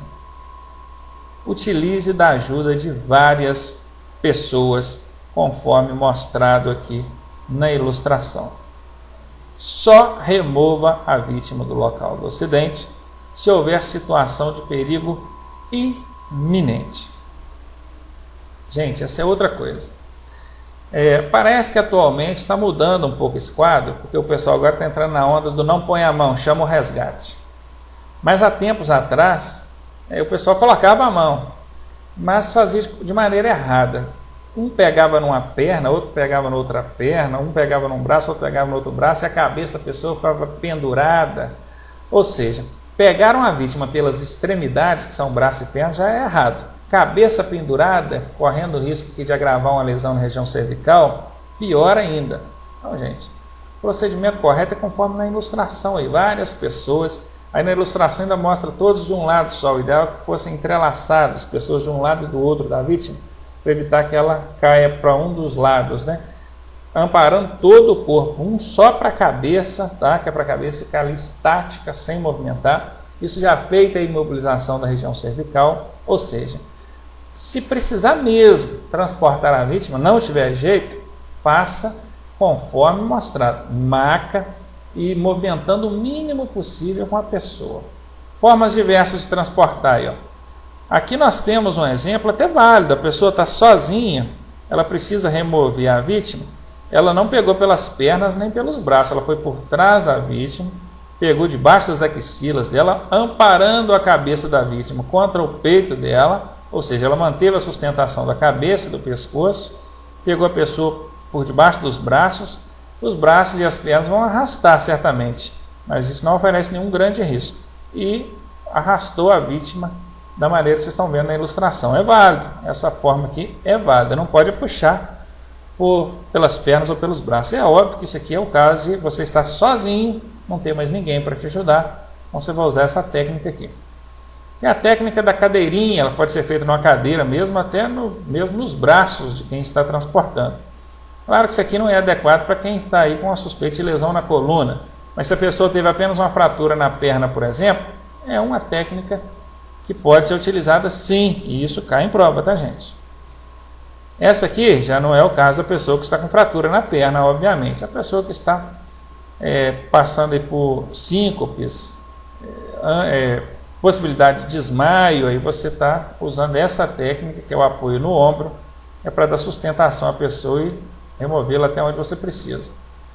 Tem também uma outra maneira aqui, que é transportar no colo, ou seja, são formas, a cadeirinha feita pelos próprios socorristas, em vez de usar a cadeira mesmo de verdade, você pode fazer aqui com os próprios socorristas, também é válido. Então são técnicas diversas que podem ser aplicadas dependendo de cada caso. E agora em caso de acidente com derramamento de combustível na pista. Procedimentos: isole a área, sinalize o local e mantenha a distância. Utilize pó de serra, cal ou terra para absorver o material. Não acenda isqueiros ou qualquer artefato que possa provocar incêndio. Se o acidente é à noite, você percebeu pelo cheiro, pelo odor de combustível, não acenda nada nesse local que pode provocar um centelhamento ou a ignição desse material combustível e incêndio e até sob o risco de explosão. Acidentes com produtos perigosos. Isole a área, sinalize o local e mantenha a distância. Acione o resgate e equipe especializada. Avalie muito bem os riscos antes de tentar qualquer coisa. Pois é, gente. Tanto no slide anterior, falando de derramamento de combustível, quanto nesse, de produtos perigosos, produtos químicos, produtos explosivos, muitas vezes, os riscos aumentam demais. E você, como socorrista, o ideal é que isole a área, acione a equipe de socorro especializada e o pessoal especializado para lidar com aquele material e mantenha a distância mesmo, tá? É 200 metros pelo menos. E vejam, normalmente os veículos que transportam produtos perigosos, eu costumo falar isso lá na parte que eu falo de MOP, mas vou falar aqui também. Normalmente não, esses veículos são obrigados a ter um envelope chamado envelope de transporte, e dentro dele tem uma ficha de emergência, com os dados técnicos do produto e telefones de emergência em caso de acidente. Tente localizar esse envelope, essa ficha, se for fácil o acesso até ele, obviamente. Caso você perceba qualquer risco ou não esteja seguro no que está fazendo, o ideal mesmo é manter distância e aguardar que o socorro especializado, equipes especializadas cheguem até o local.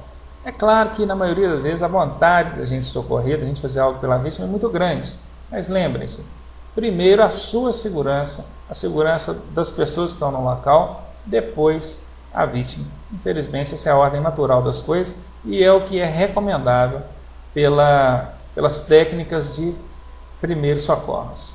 E para finalizar o nosso curso de primeiros socorros, eu vou passar para vocês as chamadas regras sagradas. Guardando essas regrinhas, gente, a chance de acertar as questões de primeiros socorros em prova aumentam demais, hein? Boca a boca, é a respiração boca a boca, somente com equipamento apropriado e por pessoal treinado. Sua segurança, primeiro, proteja-se, evite contato com sangue ou secreções. EPI é equipamento de proteção individual, é a luva, a máscara, evitar o contato direto com sangue ou secreções da vítima e cuidar da sua segurança. Não ofereça ou aplique medicamentos. Prestar atenção?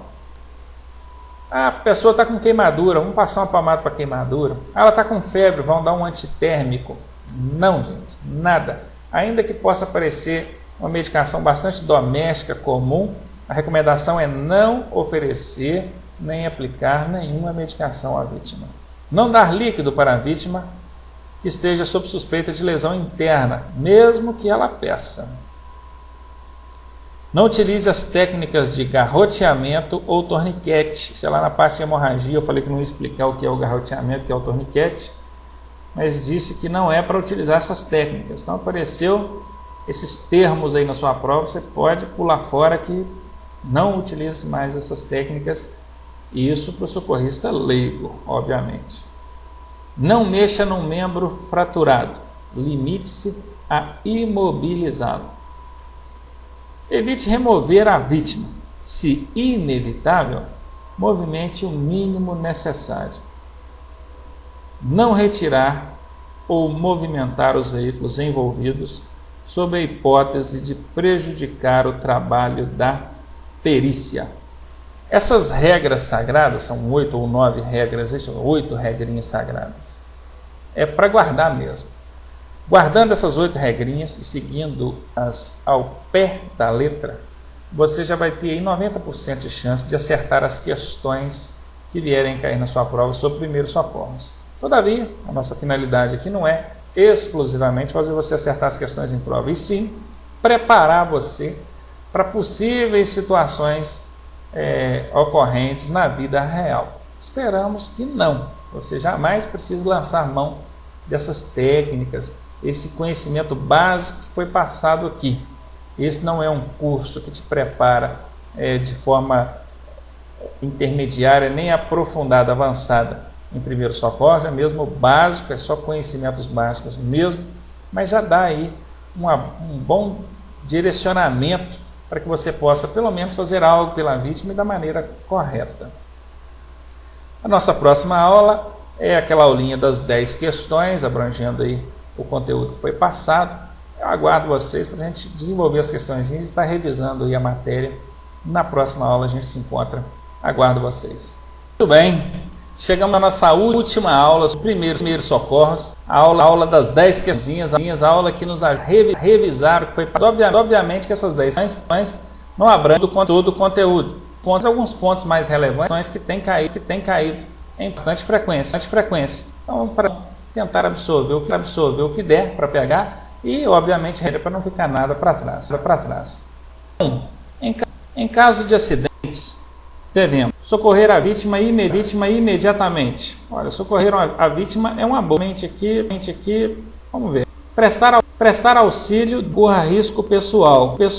Opa, essa aqui é mais convincente do que a primeira. Quando aqui disse imediatamente, não levou em consideração essa questão do risco pessoal. Aqui já levou. Então a letra A já pode ser eliminada em razão da B, que é mais convincente. C. Prestar auxílio mesmo que corra risco pessoal. Observe, aqui na B nós temos o prestar auxílio, desde que não corra risco pessoal. E a letra C, prestar auxílio, mesmo com risco pessoal. Isso chama alternativas contraditórias. Quando duas alternativas se opõem, uma delas é a resposta, certo? Então, ainda que você não soubesse a matéria, não soubesse esse conteúdo, prestando atenção nessa técnicazinha, duas alternativas se opondo, uma dizendo que é para observar se tem riscos pessoais, a outra dizendo que não é para observar, ou é ou não é para observar. Então, a gente já sabe que uma das duas é a resposta correta. Então, nós já vimos que a letra B compete com o que a gente aprendeu, sem dúvida a resposta dessa questão vai ser letra B. Certo? Então, vamos circular aqui a letra B, é a resposta da questão número 1. A letra D ainda diz, vamos eliminar aqui a C, né? A letra D ainda diz, não colocar a mão na vítima, apenas chamar o resgate.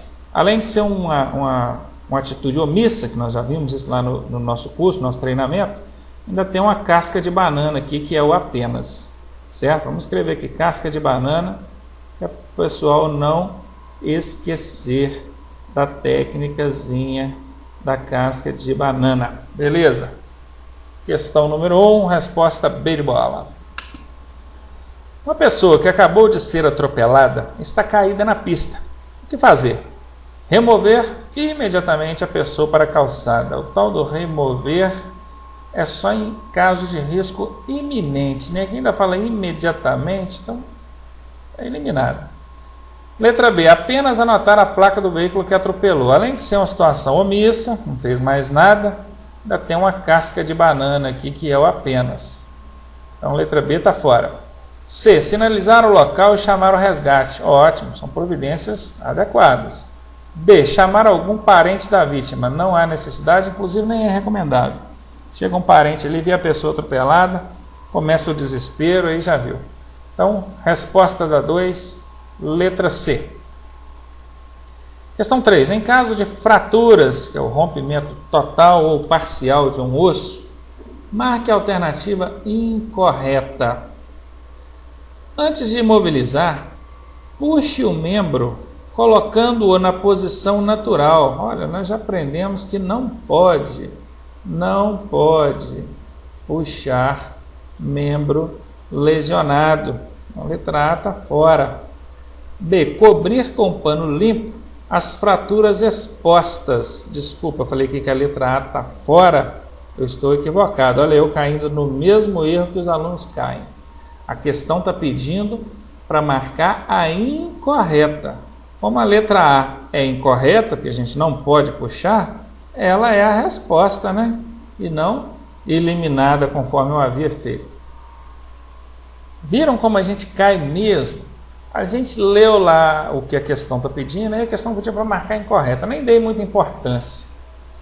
Apesar de eu ter destacado lá a palavra incorreta, na hora que eu fui ler as alternativas, eu vi que a letra A estava errado o procedimento e já eliminei, descartei. Olha só, eu esqueci que a questão estava pedindo a incorreta.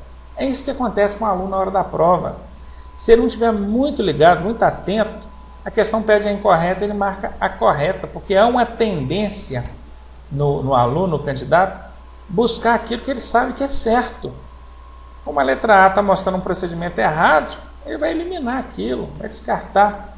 Mas cuidado, a questão pode estar pedindo a incorreta. Inclusive, esse é o motivo de eu gostar tanto de trabalhar com questões incorretas, que é para tentar mesmo exercitar os alunos, exercitar os candidatos, para que eles fiquem bem acostumados com isso aí e não caiam nesse tipo de situação na hora da prova. Achamos aí a resposta da questão 3 é a letra A, que é incorreta. Certamente as outras 3 vão ser procedimentos corretos. Vamos ver, ó. Cobrir com pano limpo as fraturas expostas, procedimento correto. C, manter a vítima em posição confortável, procedimento correto. D, uma tala. Tala é aquele objeto fixo, rígido, que a gente usa para imobilizar um membro fraturado, né? Uma tala deve ter comprimento suficiente para imobilizar também as articulações acima e abaixo da fratura, procedimento correto. A única incorreta mesmo é a letra A, confirmando a resposta dessa questão 3 aí. 4, marque a alternativa incorreta. Olha aí de novo. Vamos marcar e vamos colocar uma setinha mostrando para ela assim, outra setinha assim, outra. É para eu não esquecer mais. No que diz respeito a um número de emergência, qual que é a incorreta? 192 SAMU, está certinho. Então, como ela está certa, eu não quero ela, eu quero a incorreta. 193 é o COBOM, Corpo de Bombeiros, está certo. Então, vou eliminar também. 181, restagem. Que restagem é isso, hein, gente? Deve ser resgate, né? Que a pessoa quis escrever aqui. Restagem já nem existe. Ainda que fosse resgate, 181 não é número de emergência.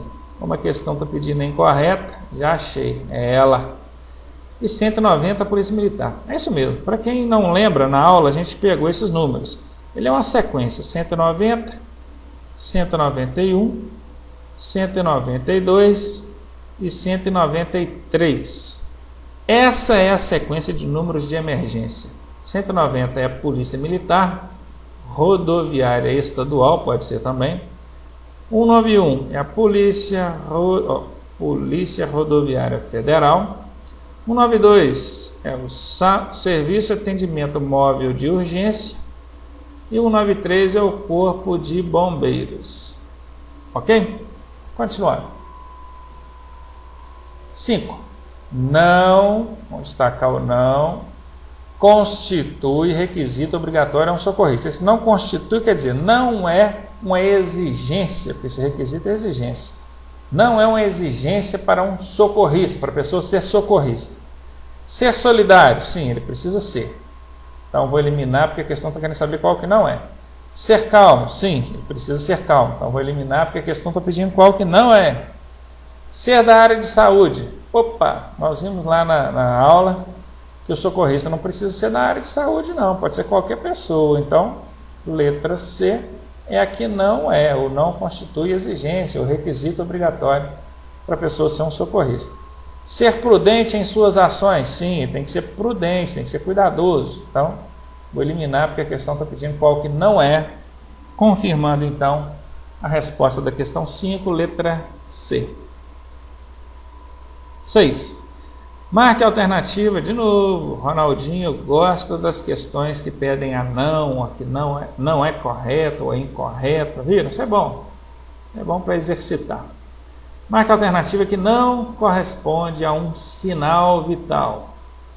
Hemorragia é sinal vital, gente? Não, hemorragia é uma lesão, uma perda de sangue. Então, essa é a resposta, querendo saber qual que não é sinal vital. Pulsação ou pulso é sinal vital, respiração é sinal vital, temperatura corporal é sinal vital, pressão arterial, se tivesse aqui também, é sinal vital. Agora, hemorragia não, hemorragia é uma lesão, fratura é uma lesão, ok? Continuando. 7. O cuidado indicado na presença de hemorragia é perda de sangue, a pessoa está perdendo muito sangue, está correndo risco.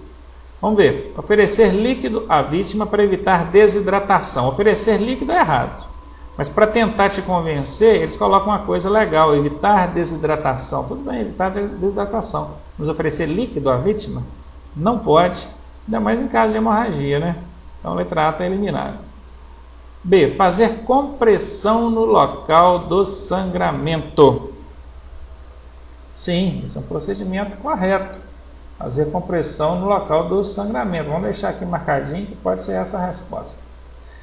Jogar água oxigenada para coagular o sangramento. Não lembro de ter estudado isso com vocês, não. De água oxigenada para coagular sangramento, não. Não mexer no sangramento. Na verdade, você não vai mexer no sangramento, mas você vai precisar de mexer ali no ferimento para fazer a compressão, conter o sangramento, né? Então, também não encaixou bem, não. Letra B aqui é a alternativa que melhor se aproxima da proposta da questão. 8. O procedimento correto com o acidentado que sofreu queimaduras é esfriar a área com água corrente? Sim, isso é um procedimento correto, pode ser a resposta. Passar creme dental na ferida? Não, você não está escovando os dentes, não, você está cuidando de queimadura. Cobrir o ferimento com gaze e mantê-lo sob a água. Olha, mantê-lo sob a água é uma boa, que vai resfriar o ferimento, amenizar a dor. Agora, o gaze é que é o problema, porque o gaze ele adere ao ferimento, à queimadura, e depois para tirar só pela misericórdia, né? Então, a letra C é errada. E jogar água sanitária também não, você não está lavando banheiro, não, você está cuidando de queimadura. Então, a letra D está fora. Tem umas alternativas que parecem absurdas, né? Jogar água sanitária, mas é procedimento doméstico, é técnica doméstica. Caso vocês nunca tenham ouvido falar desse absurdo, ele existe. Tem gente que joga água sanitária sobre o ferimento, que é para matar ali os micro-organismos, é para resfriar o local. Gente, é um produto químico, aquilo cai na corrente sanguínea, você sabe lá o risco que isso vai oferecer para o seu organismo, certo? Então, não, isso não é procedimento, isso é um absurdo, apesar de ser uma técnica doméstica. Esqueçam isso. Letra A mesmo é a resposta da questão número 8. 9.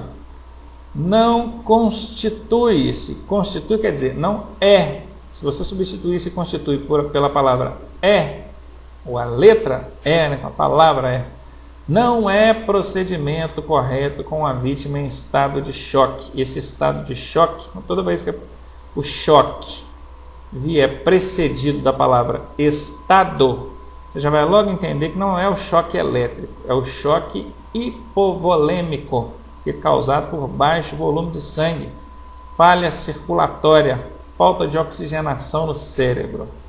Então, o que não é procedimento correto em caso de vítima em estado de choque? Manter a vítima deitada com as pernas elevadas, caso não haja fratura, é legal. Nós até vimos que é cerca de 30 centímetros, não é? Tem que elevar as pernas da vítima. Então, esse é um procedimento. Como a questão está pedindo qual que não é, eu já posso eliminar a letra A. Afrouxar as roupas da vítima é uma boa também, porque ela vai ventilar melhor. Então, posso eliminar a letra B, porque a questão está pedindo qual que não é. Monitorar os sinais vitais, claro, tem que estar o tempo todo observando ali pulso, respiração. Então, vou eliminar também, porque a questão está pedindo qual que não é. Colocá-la sentada, pois assim se reabilitará mais rapidamente. Errado. A cabeça da vítima tem que ficar mais baixa que o resto do corpo. E sentada, isso não vai acontecer. Então, essa é a resposta da questão, porque a questão pede qual que não é procedimento. E a letra D não é um procedimento em caso de vítima em estado de choque. Eu sei que às vezes sou chato no ficar repetindo ali, mas é porque tem que exercitar mesmo, tem que bater várias vezes na mesma tecla, porque parece óbvio, parece fácil, mas na hora da prova erra, porque não automatizou, não exercitou. Então é isso, é trabalhar. Até eu que faço isso o dia inteiro, todo dia, eu costumo deslizar, igual vocês viram lá na questão número 1 ou número 2, se eu não me engano. Pois é, então é fazer até cansar. Cansou, continua fazendo ainda. É para automatizar e não errar mais essas questões que pedem para marcar aquela que não é ou que é a incorreta. Tudo bem? 10 e última questão para a gente finalizar nossa aula e o treinamento de primeiro socorro.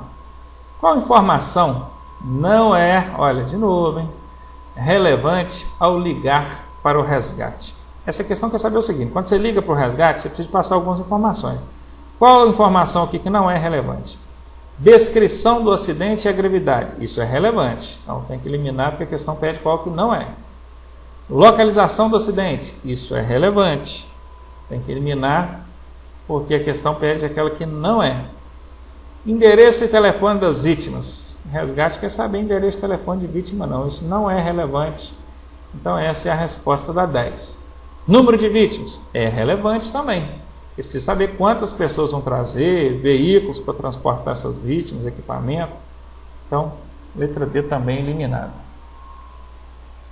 Muito bem, com isso a gente encerra o treinamento de primeiros socorros. Sem mais delongas, eu me despeço, já volto na próxima aula, abrindo então o treinamento de meio ambiente e cidadania. Aguardo vocês.